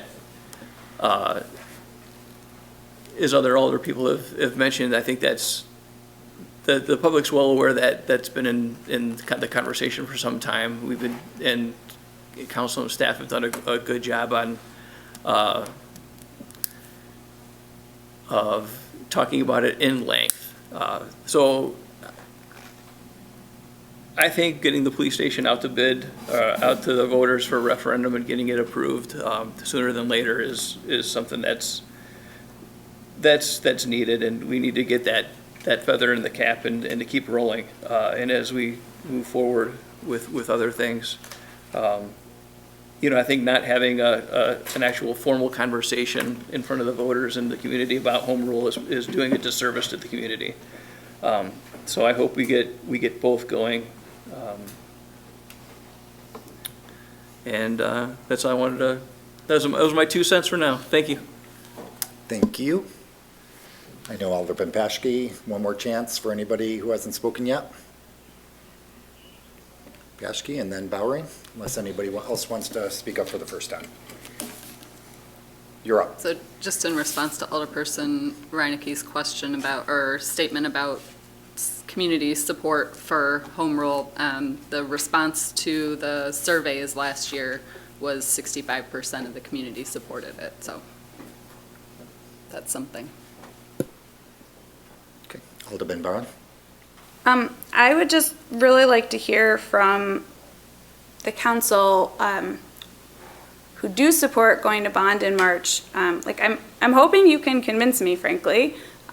What gives you confidence that this is going to be successful, given that we're asking them to pass a dollar amount that we're pretty sure they're not comfortable with? And when we were talking about this a year ago, we were very, as a council, with some different membership, we were very trepidatious about pushing the bond amount too high because we wanted it to succeed. Anything we put out there, I also want to succeed, and I don't understand, I guess at this point, where that confidence comes. It doesn't seem to me to be coming from data. I guess it's just people's sense of, anyway, I'd like to know where that comes from. And then I guess my response to Alderperson Reineke is that I hear you with the concern about home rule. I think it does require education, but I guess I also feel like in many conversations I've had with people on the council, there's no evidence I could provide that would convince anybody that home rule is feasible, because I'm not hearing evidence backing up anybody's concern about it. The only evidence we have is what Martha cited is from the the surveys, which ranged from 59% to, I believe, 79%. That's a lot of support, in addition to the 94% approval rating for the city. So that's what we have data on. All of the rest of the data that I've been able to find about home rule suggests that if you have a clear education campaign, it is absolutely achievable. So I would like to hear why. So yeah, what gives my colleagues confidence that between now and March we're gonna get all these people to change their mind about how much they're willing to see their property tax bill go up? Thank you. All right. Has everybody, Alderperson Kilgore? No, I'll offer some comments. I think as Alderman Malecki cited, I think the topic of a police station has been in conversation here for the better part of 2.5 years. So I think if you ask even rather uninformed residents in the community where do the priority rests, they're going to say, I think from what I've heard, the police station probably is where the priority is, and probably the facility in this community that probably really needs to be addressed and as soon as possible. I think as it relates to where the support rests, in my conversations with residents and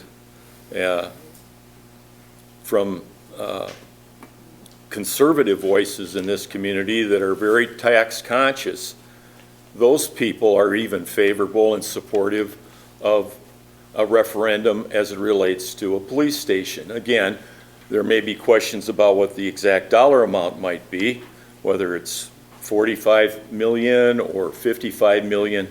I think that needs to be sorted out yet by this body. But as far as where the support rests and the voices that I'm talking to, where you think that the resistance might come from, they are supportive of it, again. And I think that's where my support and where I think that I'm certainly advocating for our police department and the need and the fact that if we're ever going to get anything built, I think we need to get started. And as has been pointed out by Alderman Mayer, there's no time like the present. And I mean, we can only dance on this issue so long, and then we look ridiculous if we don't come forward with a referendum in the spring, because I think people have been cued to it for the better part of 2.5 years. The other thing that I'm proposing is I'll take an open look at home rule, but my suggestion is, I see that we have a resolution before us tonight. I'm in favor of putting on the ballot a non-binding advisory question to the public so that we can really separate whether or not the community is supportive of home rule. And from what I'm hearing from all the polling and all the work that's been done in advance, the community overwhelmingly will probably tell us in March that home rule is the direction that we should go as a community. And that giving them the opportunity to do the ultimate polling at the polls would really tell us whether or not home rule is something that we should advance and that the support is there to move forward with it. This way we get the ultimate survey, the one where the total cross-segment of the community that are interested in this community are going to have an opportunity to voice.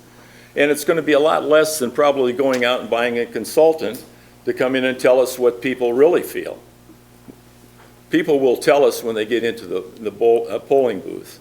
And again, it's a non-binding advisory question that communities can do.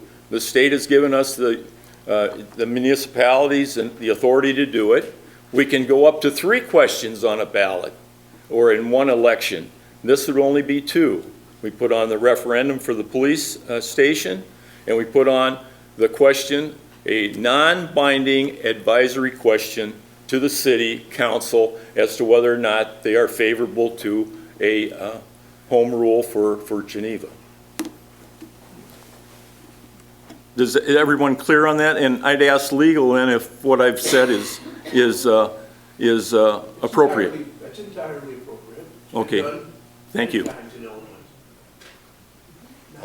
Alderperson Malecki.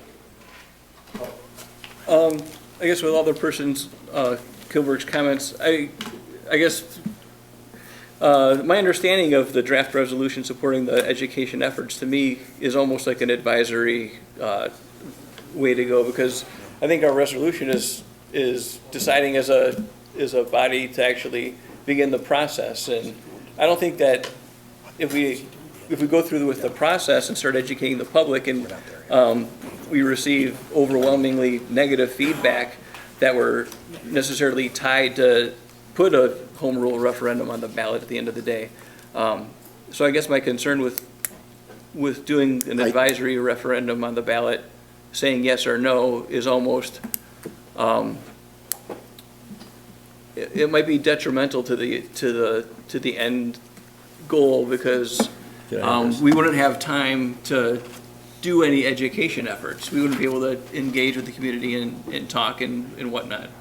But the feedback I've heard tonight is that the polling that's already been done tells us that the community is supportive of it in significant percentages. 60 to 70% of the community in our previous polling has told us that they're favorable to home rule. So what education needs to be done between now and March that's going to make a difference? I'm saying, give them the opportunity to tell us in the ultimate poll, at the polls. I don't follow your logic. Well, following your logic, then why don't we just put the home rule referendum on in March? There you go.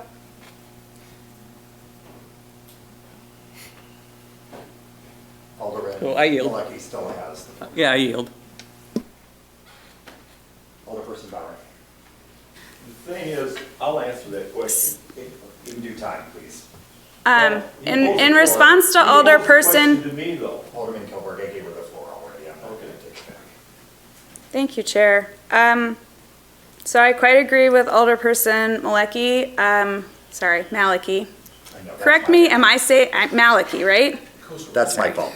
Yeah. You can call me Bowring. Coaster, Bowring. Yeah, Bowring. Ines Bowring. Bowring. That's Bill Kosovo.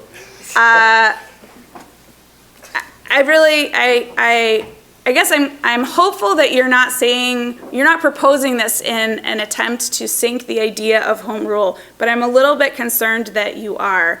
I think all of us have been quite clear that the initial survey data that we have suggests that people are open to the idea of home rule. I've not heard anybody on here suggest that there's not an educational component required for it.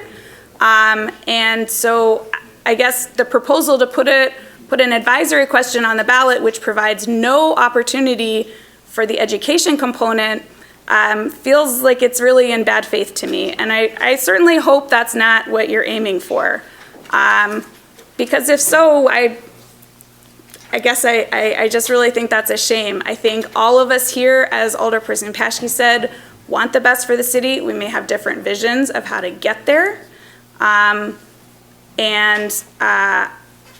don't think we need to stoop to the level of belittling the policy direction that someone else favors. So, yeah, I mean, I guess I will leave it there. Thank you, Chair.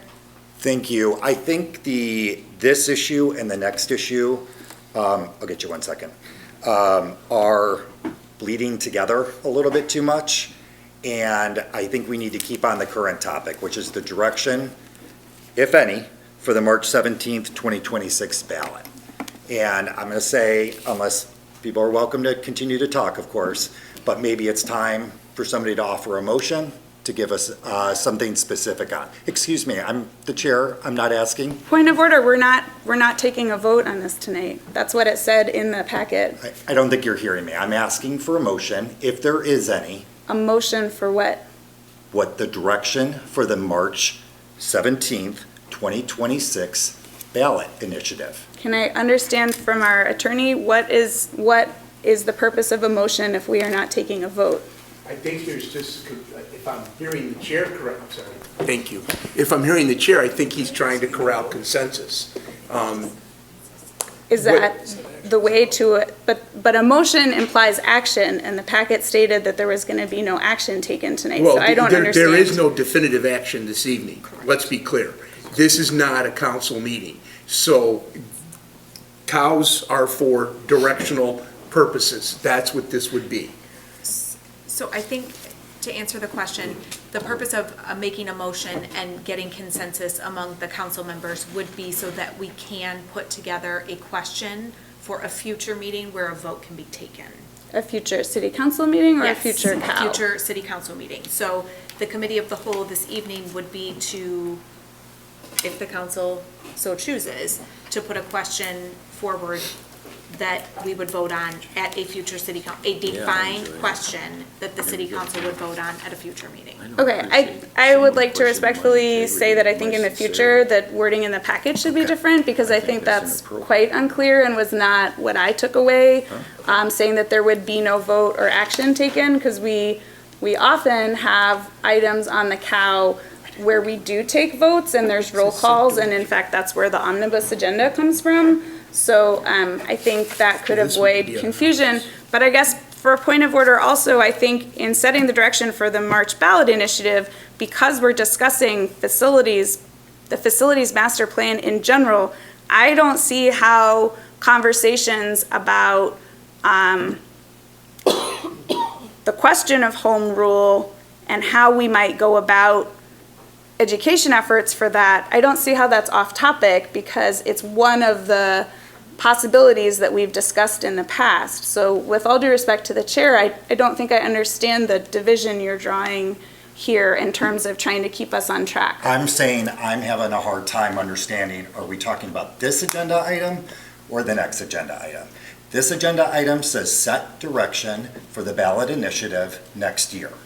Okay, so the pros and cons of home rule, while they can be part of it, if that's part of your direction that you'd like to offer, no problem. But if we're just talking about what's good about home rule and what's bad about home rule and what we talk to our neighbors about, then I think that's more appropriate for the next agenda item. That's all I'm saying.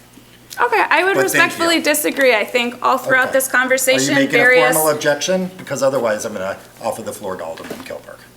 I would really prefer if you didn't cut me off while I was talking. Is that acceptable? We're going to move on to Alderman Kilburg. I'll yield to Alderman Boring. Okay. Alderman Boring, do you have the floor? I just wanted to finish the statement that throughout this entire debate about what the right direction is for the city, various alderpersons, I am not the first one, because I was late to the party talking to my constituents, have brought up what their constituents have told them. So I think that's absolutely a relevant part of this conversation. And I'm not really sure why now it seems to be disallowed. I do understand the desire to stay on topic, but I fail so far to see how any part of the conversation that's happened this evening has been off topic. Your feedback is appreciated. Thank you. Alderman Kilburg? No, I guess, and I've been here for 14 years, I don't think anyone's ever questioned my sincerity and my interest in this community, and that I'm trying to pull some kind of a shenanigan or playing politics at this table. I came forward with an idea as it relates to one of the topics that's on the agenda this evening, and I've expressed myself that I'm here wholeheartedly supporting a referendum for a new police station, and that I'm offering some type of a compromise or an opportunity for people that are really committed and interested in home rule to take a step forward as it relates to it. And if that is playing politics or questioning my sincerity, that's fine. But I want to clarify that that's not why I'm sitting here tonight for another evening, for another 2 hours after a almost 4-hour meeting a few weeks ago discussing these topics. I think it's time that we make some decisions and get with it. Thank you. So again, I'm getting back to, oh, I'm sorry, Alderman Mayor, you asked for the floor. I apologize. Thank you. Okay, so I think we understand where each other are. I don't think that putting a question on the ballot for information purposes is going to serve anything but to distract from potentially being successful at getting a bond initiative passed. So I'd like to make a motion that we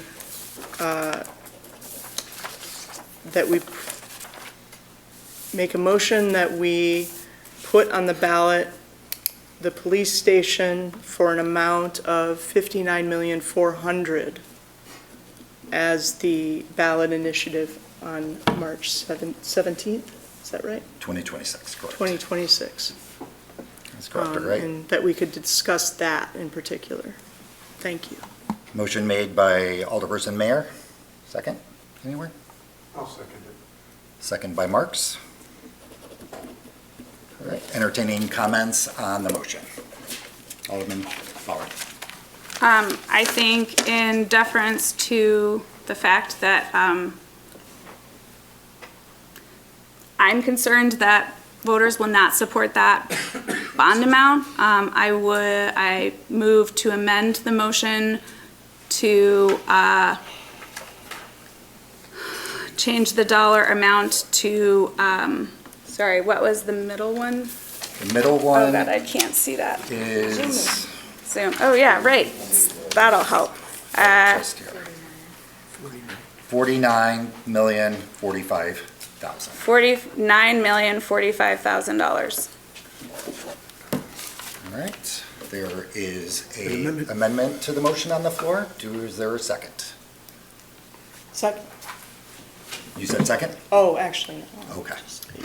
That's right, you're seconding the motion that you made. Yeah, no, I'm sorry. Changes your motion. I like to second those. All right, still Does entertaining anyone else seconds? want a second?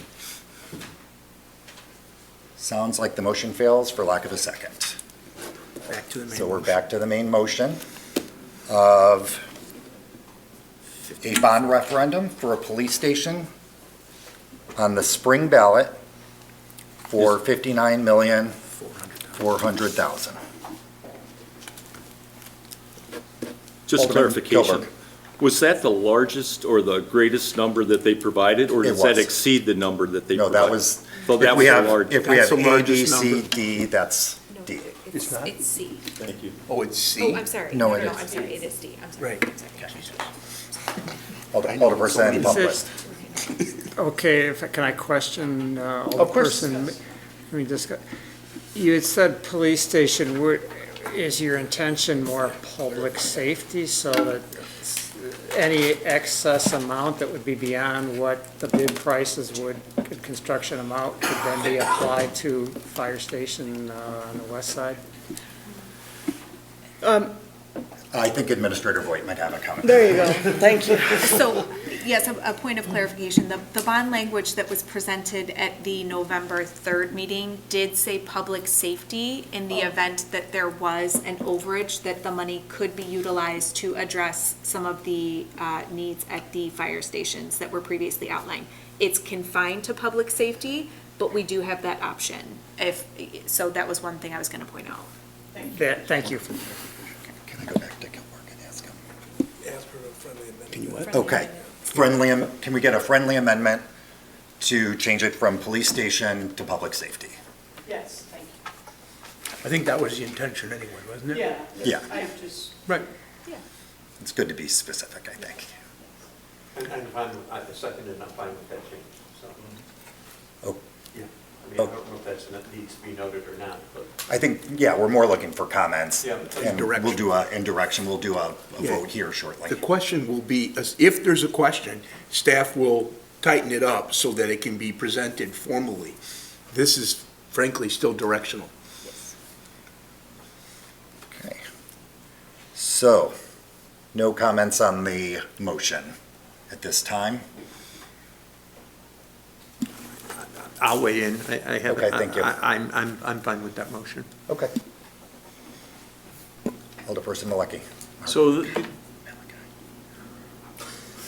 the dollar amount is the police station with the larger firing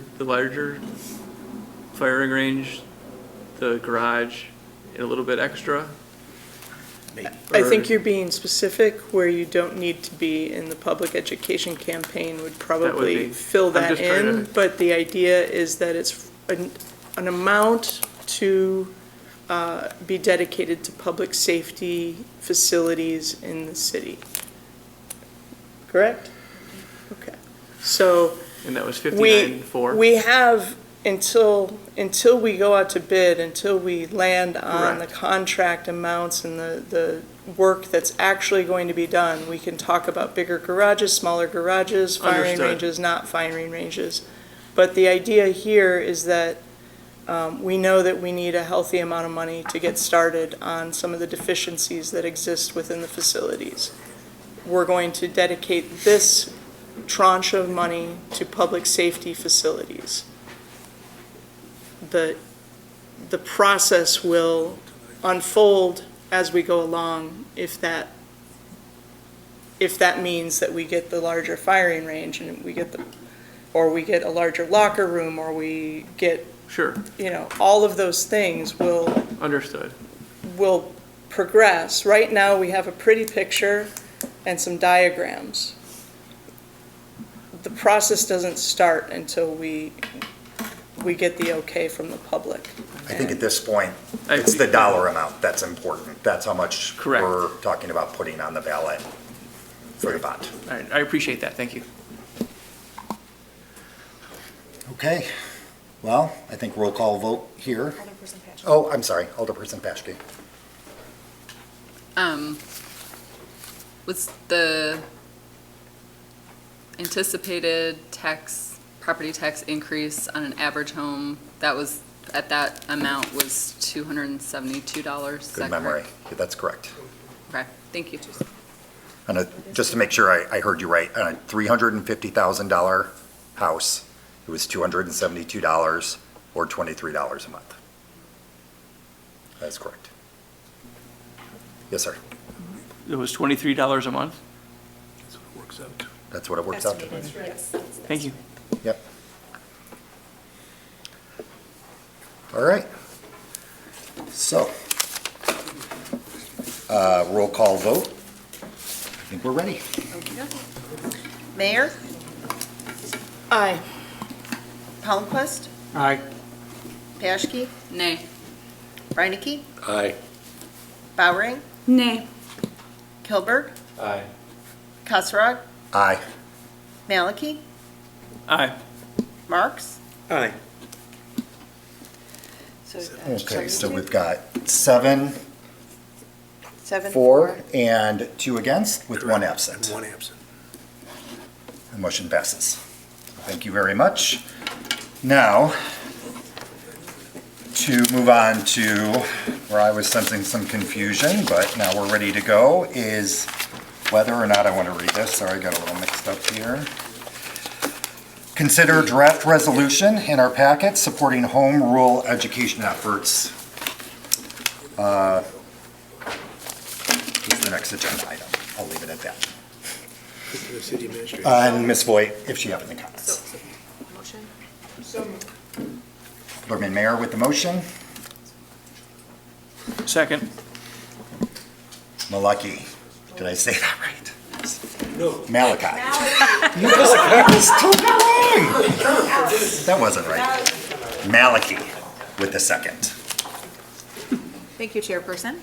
As it's been touched on, the resolution before the council this evening is suggested language if the council chooses to move forward with a bond referendum, if there is interest in setting and committing to a schedule for home rule education efforts following the March bond referendum. This sought to memorialize it. This language is by no means, clearly it's labeled a draft document, but this was because there has been such spirited debate and investment in the topic of home rule, the intention was to put something together. Some of the comments have been, we've talked about home rule before, we haven't moved forward with it, so this would be an intention, a guide-setting document to discuss for future planning. So this is something the council can certainly move to consider at an upcoming meeting. If this is something we'd like to continue to discuss or look at making amendments to, we can certainly do that. But this was somewhat of a guide to continue the conversation if the bond option was selected. Thank you. Alderperson Bowering. I would, That was funny. I would, thank you, Chair. I would just like to say I'm glad to have something concrete before us to continue the conversation about home rule.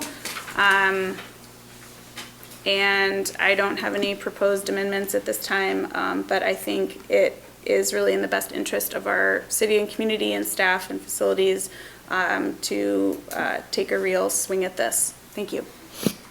Thank you. Alderperson Paschke? Oh, I'm sorry. It's all right. I appreciate this resolution, and I think that it's in the best interest of the city to consider this carefully and put it on a ballot in the future. And I hope that everything shakes out and we get to hear what the public wants us to do after an education campaign, though. Thank you. Alderperson Paschke? I appreciate the intent behind this. I agree. The community is definitely hungry for education on home rule. I am very concerned about the timeline proposed here, though. I think putting it on the ballot 1 year later is way too soon. The consultant told us that 4 years is pretty typical, 2 years is possible, 18 months is a stretch. I think this is proposing having it on the ballot a year after the bond referendum. Just seems a little too tight to me, but. Thank you. Just give me a chance to get other people. Anybody else? Alderperson Marks? I guess my question is are we saying in this resolution that we're going for sure to put a ballot question on, or is it up for discussion? Effectuate is the word that I guess is a little confusing to me. I mean, I think we should discuss it, putting it on the ballot at that point. I like the whole idea of the education. I think setting a deadline, whether we should move forward with the discussion more or whether we're willing to put on the ballot is fine. I just don't want this to tie us in to say, hey, we're going to vote yay or nay for April 6th of 2027. I want a little more flexibility. I mean, we don't know what's going to happen in 15 months. We could be in a deep recession, and I just want to make sure that we word this right so that people understand that, yes, we're going to do education, which I think is, I've got more questions than answers on home rule. I just don't want us to say, hey, we're going to decide on this date. I don't like that part of it. As long as we all know what we're trying to get at here, because that's going to be a date when all of us should be sitting on these, for that election, before that election, be on there. I just want to make sure that we're not locking ourselves into saying, hey, that's a date that we're going to say yay or nay for an election. I mean, we may find out that we need to do a little bit more education. We may find out that residents really don't want it, and that's part of the education process, and it should be a dead deal. I guess I'm just confused with the word effectuate. I guess that's where I'm confused. So I'll say, I think the spirit of the resolution is that we work on education. You got Mike. You've got. Oh, no, it's on. We work on education, and essentially, through that education process, through that evaluation process, we decide whether that's a good idea at a later time. On this resolution, apparently, be in March of 2027. So I don't think this locks us into it. I'm open to amendments that might make it more comfortable for anybody here, or discussions, but that's how I interpret it. But wait, Oh, I'm sorry, Alderman Mayer did ask for the floor. Okay. Sorry, but I was waiting. I don't think this locks us into anything. We have to vote to put something on a ballot formally. So this is an idea for a plan. In good faith, we're going to try to get it onto the ballot so that the public can decide whether or not this is what we want to do as a community. I think it's absolutely, with all the passion that this body has shown for home rule, I think it's about time.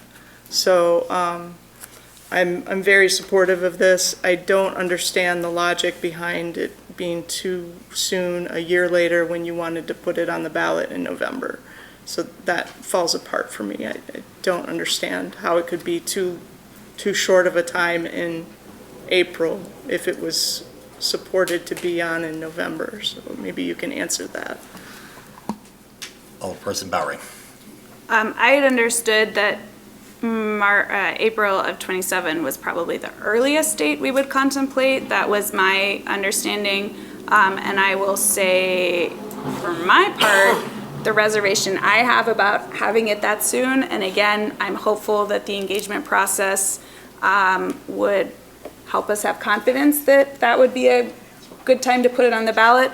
We did hear from the consultant pretty clearly that having one ballot initiative and then another one very soon afterwards was a dicey proposition.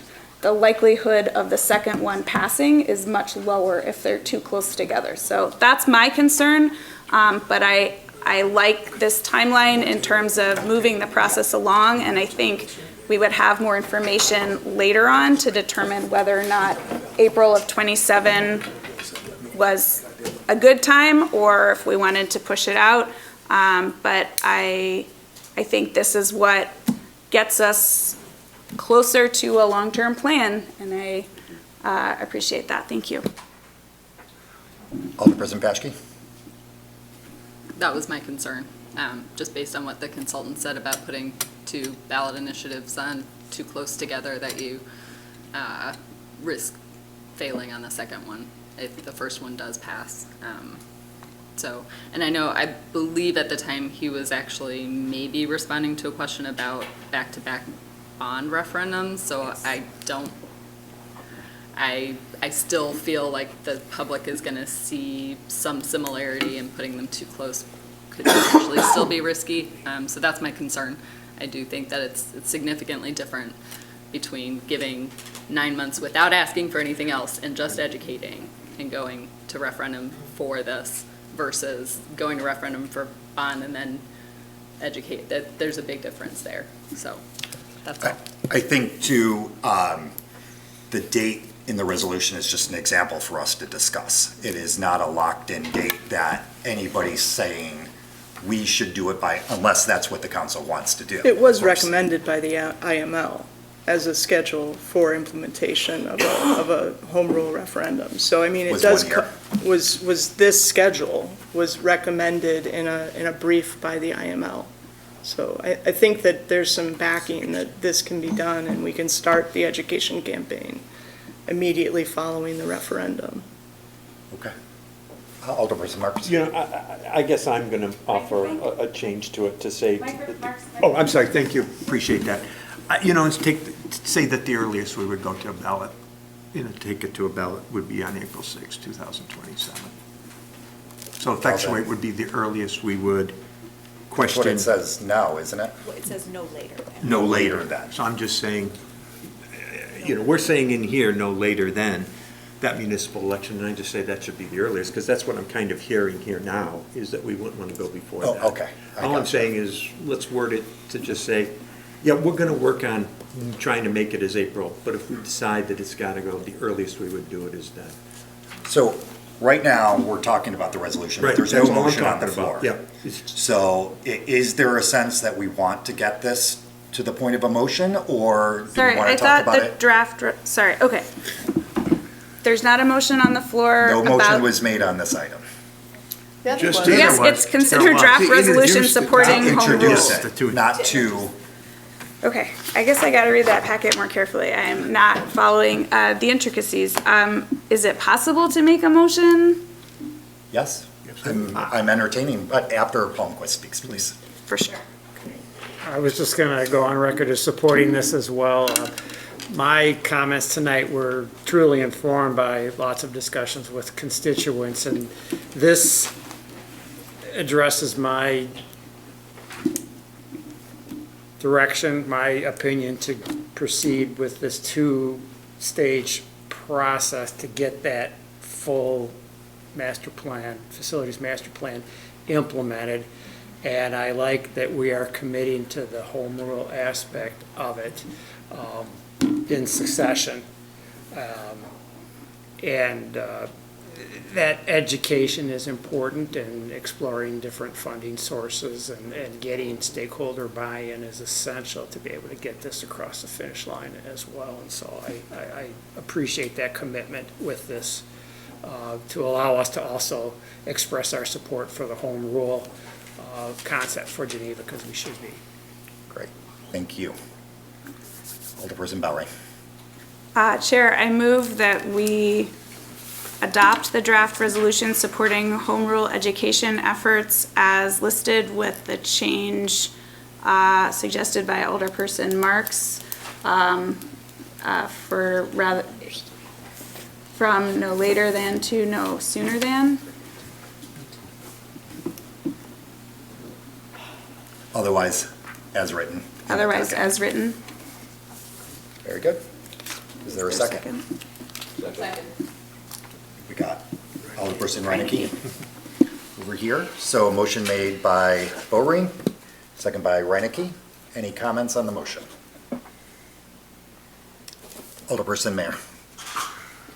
I'd just like to point out that by putting this into the language of this resolution, we limit ourselves, if we do fail at the bond referendum, to, and if we hear from the public during the education campaign that they really do want home rule, that we limit ourselves from getting that onto the ballot in November. And that it doesn't make sense to me to limit it when we know we have, we have to,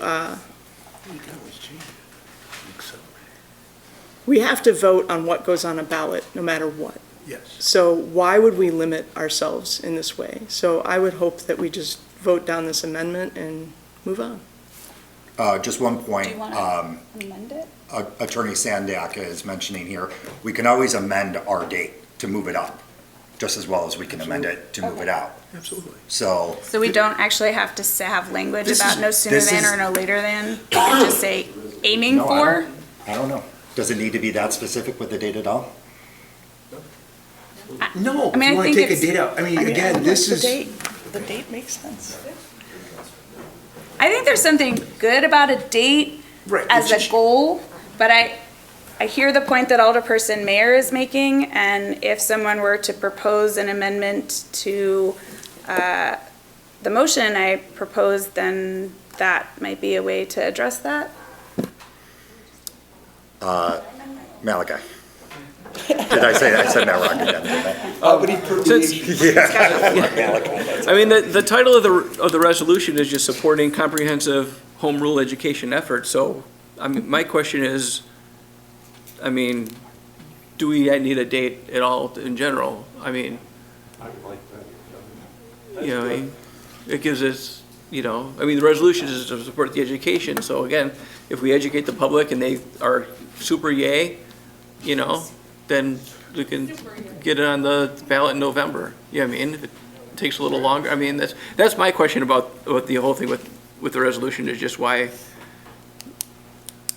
the resolution itself needs a date, if it's just education efforts at this point.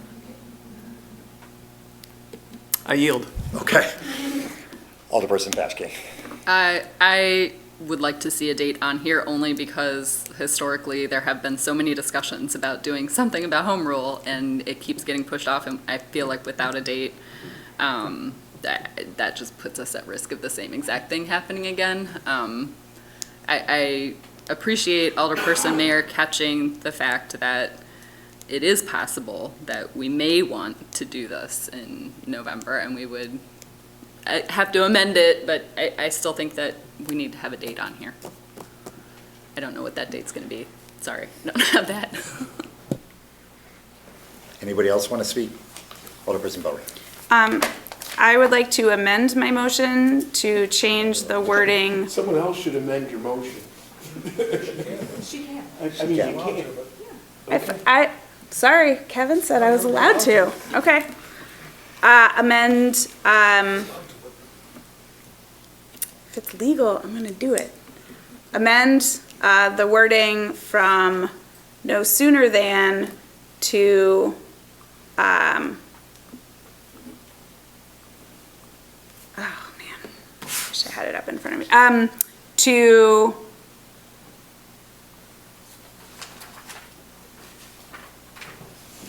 aiming for. Aiming for.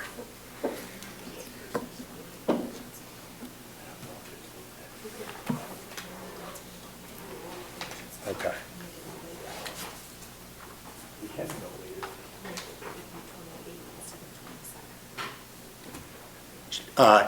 City Administrator Voigt is suggesting we say no later than the 2028 election cycle, with the dates though, not with that exact words. Just So- no later than. So we could adjust the dates to 2028 and keep the no later than to maintain the flexibility, the alderperson. But there's always flexibility. They can change the schedule whenever they want. Yeah. If you wanted to, yeah. No. I'm going to stick with aiming for. If nobody To likes point it, out, it there's doesn't no have to be municipal- Excuse me one second. second, sorry. Yeah. There is no municipal election in 2028, so it would be a Right, but there would November be election. primary, it'd be the same as 26. There'd be a primary and a general, or general election in 28. So I'm going to stick with aiming for, and if nobody else likes it, it'll fail. Okay, so we have an amendment. Do we have a second? The amendment is changing the wording from no sooner than to aiming for. I'll second it. Second by Marks. Any comments on the amendment? Alderman Mayor? I feel like the language was good as it was written, and we should stick with it, so I'm going to be voting no on the amendment. Thank you. Alderperson Reinecke. I'm not sure aiming for is a legally binding concept. I would agree with, let's have some firm dates here. So you're saying no to the amendment? No to the amendment of aiming for. Aiming for, gotcha. Any other comments?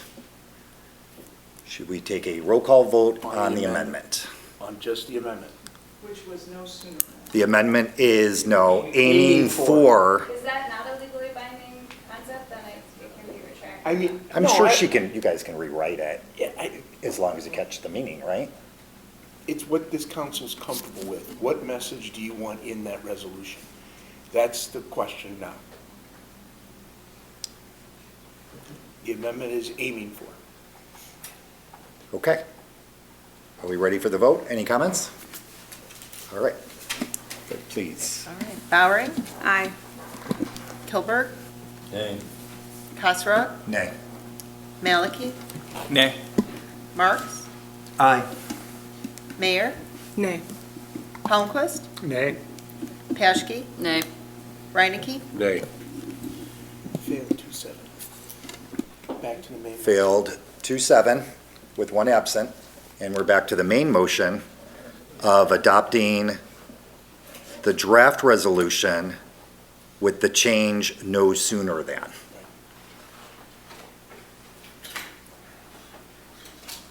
Any comments on that? Still not in Alderperson Mayor. favor of that. I think I think the original language is the right language, and we should just go with it.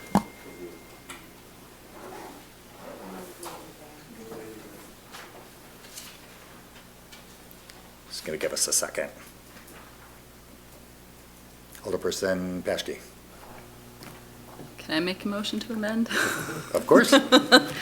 Can I make a suggestion that we amend, or a motion that we amend to no later than the 2028 general election? I think that's very specific and, okay. Do we have a second? I'll second it. All right, motion made by Paschke, second by Marks. Any comments on the amendment, which is, sorry, tell me one more time. No later than 2028 general election. 2028 General. general election, got it. Okay, so we have we have a motion and a second. Any comments on the amendment? Alderperson Reinecke. I like it. I'm all behind this notion of education and discussion, and I like that this gives a great deal of latitude. We can always move it forward if we need to, so it's on every point. Sounds good. Anybody else? We ready for the vote? Okay, roll call vote on the resolution to adopt the draft language modifying the date to no later than the 2028 general election. All right. Ready to go. Paschke? Aye. Reinecke? Aye. Bowering? Aye. Kilberg? Aye. Kasserag, Aye. Maliki, Aye. Marks, Aye. Mayor, Aye. Palmquist. Aye. All right. Motion passes with 9 in the affirmative, 0 in the negative, and 1 absent. Great job, everybody. Got to go back to the main motion now. Oh, and now we're back to the main, I was thinking we voted on that. Okay. Now we're back to the main motion as modified in the amendment. And do we have any additional comments about that? Are we ready to vote on that?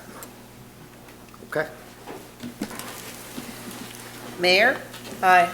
Palmquist, Aye. Paschke, Aye. Reinecke, Aye. Bowering, Aye. Kilberg, Aye. Kasserag, Aye. Maliki, Aye. Marks. Aye. All right. Again, we've got 9 affirmative, 0 negative, and 1 absent. And the resolution is adopted as modified. I think that brings us to public comment. Are we all good? Public comment is, nope, I don't think any of you guys qualify. Any comments from the dais? Yeah. Alderman Kilberg. As it relates to the leaf collection, can anyone address if the bid, if that's prorated, if in fact the leaves in Zone A are never collected? I was wondering that too. I don't know the answer to that, but I will speak to Director Babica, and we can certainly provide that information to the council. In other words, I think they should be prorated, because almost the entire Zone A, when most of the leaves were brought to the curb, are still there yet, and they're buried under 8 inches of snow, and it doesn't look like the next 2 weeks holds anything encouraging, and a lot of them already been scattered because snowplows hit them. So we got a mess. Yeah, I'll look. I know that they met with the contractor. I wonder if that question was discussed, if in fact, are they going to collect them then in the spring, or are they going to collect them in February when conditions improve? I guess, when are we at a point when the contract has been supposedly honored, but they haven't collected all the leaves that are still to be moved? So, We'll get back to the council on that. okay, thank you. Good question. Alderperson Billy. New business, correct? Yes. Yeah, I just wanted to give a shout out to Batavia Rotary and a great group of volunteers that volunteered to help clean up one of the residents' yards on Thanksgiving morning. They did a great job. A great group of supporters and high school kids were out there, and really gave a couple in need that needed some extra help to getting their yard in order and helping spruce things up a little bit before winter. So I just wanted to give them a shout out and say thank you so much for that. It's well received by the homeowners. They really appreciated it. Nice warm story for the warm season. Appreciate that. Any other comments? Everybody, I'm not there, so I have a motion to adjourn. Alderman Mayor. Mr. Chair, Yes, sir. for the city administrators. Oh, did I skip past you? No. Oh, okay. I will defer to the city administrators regarding the future meeting dates. Oh, I was going to ask about next week. We had contemplated, if the council so desires to vote on the language, we could schedule a special meeting for the purpose of voting on the language, with due consideration to people's schedules. Is the council agreeable we should meet on Monday, December 8th for the sole purpose of voting on the bond language? I'm fine with Yep. that. Okay, all right, so please keep your schedules open, and Did Alderman Kilburg. Alderman Furnish indicate or provide a response as it relates to the fact that he would be available for a 9/8 meeting? I think it's important that we have. Not to me, sir, he did not. Pardon me? Not to me, sir, no. I mean 12/8. Pardon me? You meant 12/8. You said 9. I mean 12/8. Yeah. Yeah, we can certainly, we'll reach out to him. Yeah. shoot him a text or Yeah, email. we'll find out. No, I think He just ideally, indicated he'd why be- can we go on the 15th? If I may, the 15th is the regularly scheduled next meeting. Yeah. We had emailed everybody about the availability of the 8th for two reasons. Number one, to dispatch whatever decision was made tonight and/or to hold in case no decisions were made tonight. So now that a decision has been rendered to advance to a council, does this body wish to dispatch this discussion on the 8th or simply wait till the 16th? And we can find out by surveying everyone via Gene, are you available on the 8th? We'll go from there. And I do agree with you that unless it's a full complement, unwise.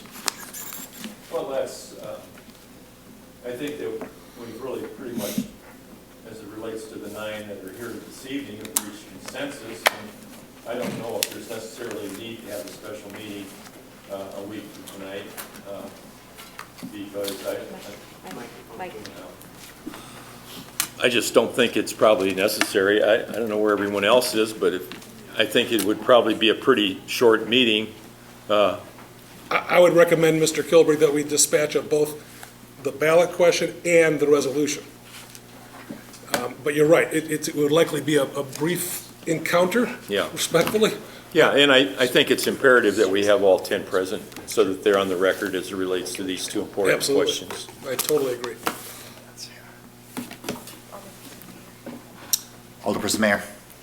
I think that it makes sense if Alderperson Furnish is available to do this, because I think we need to get going.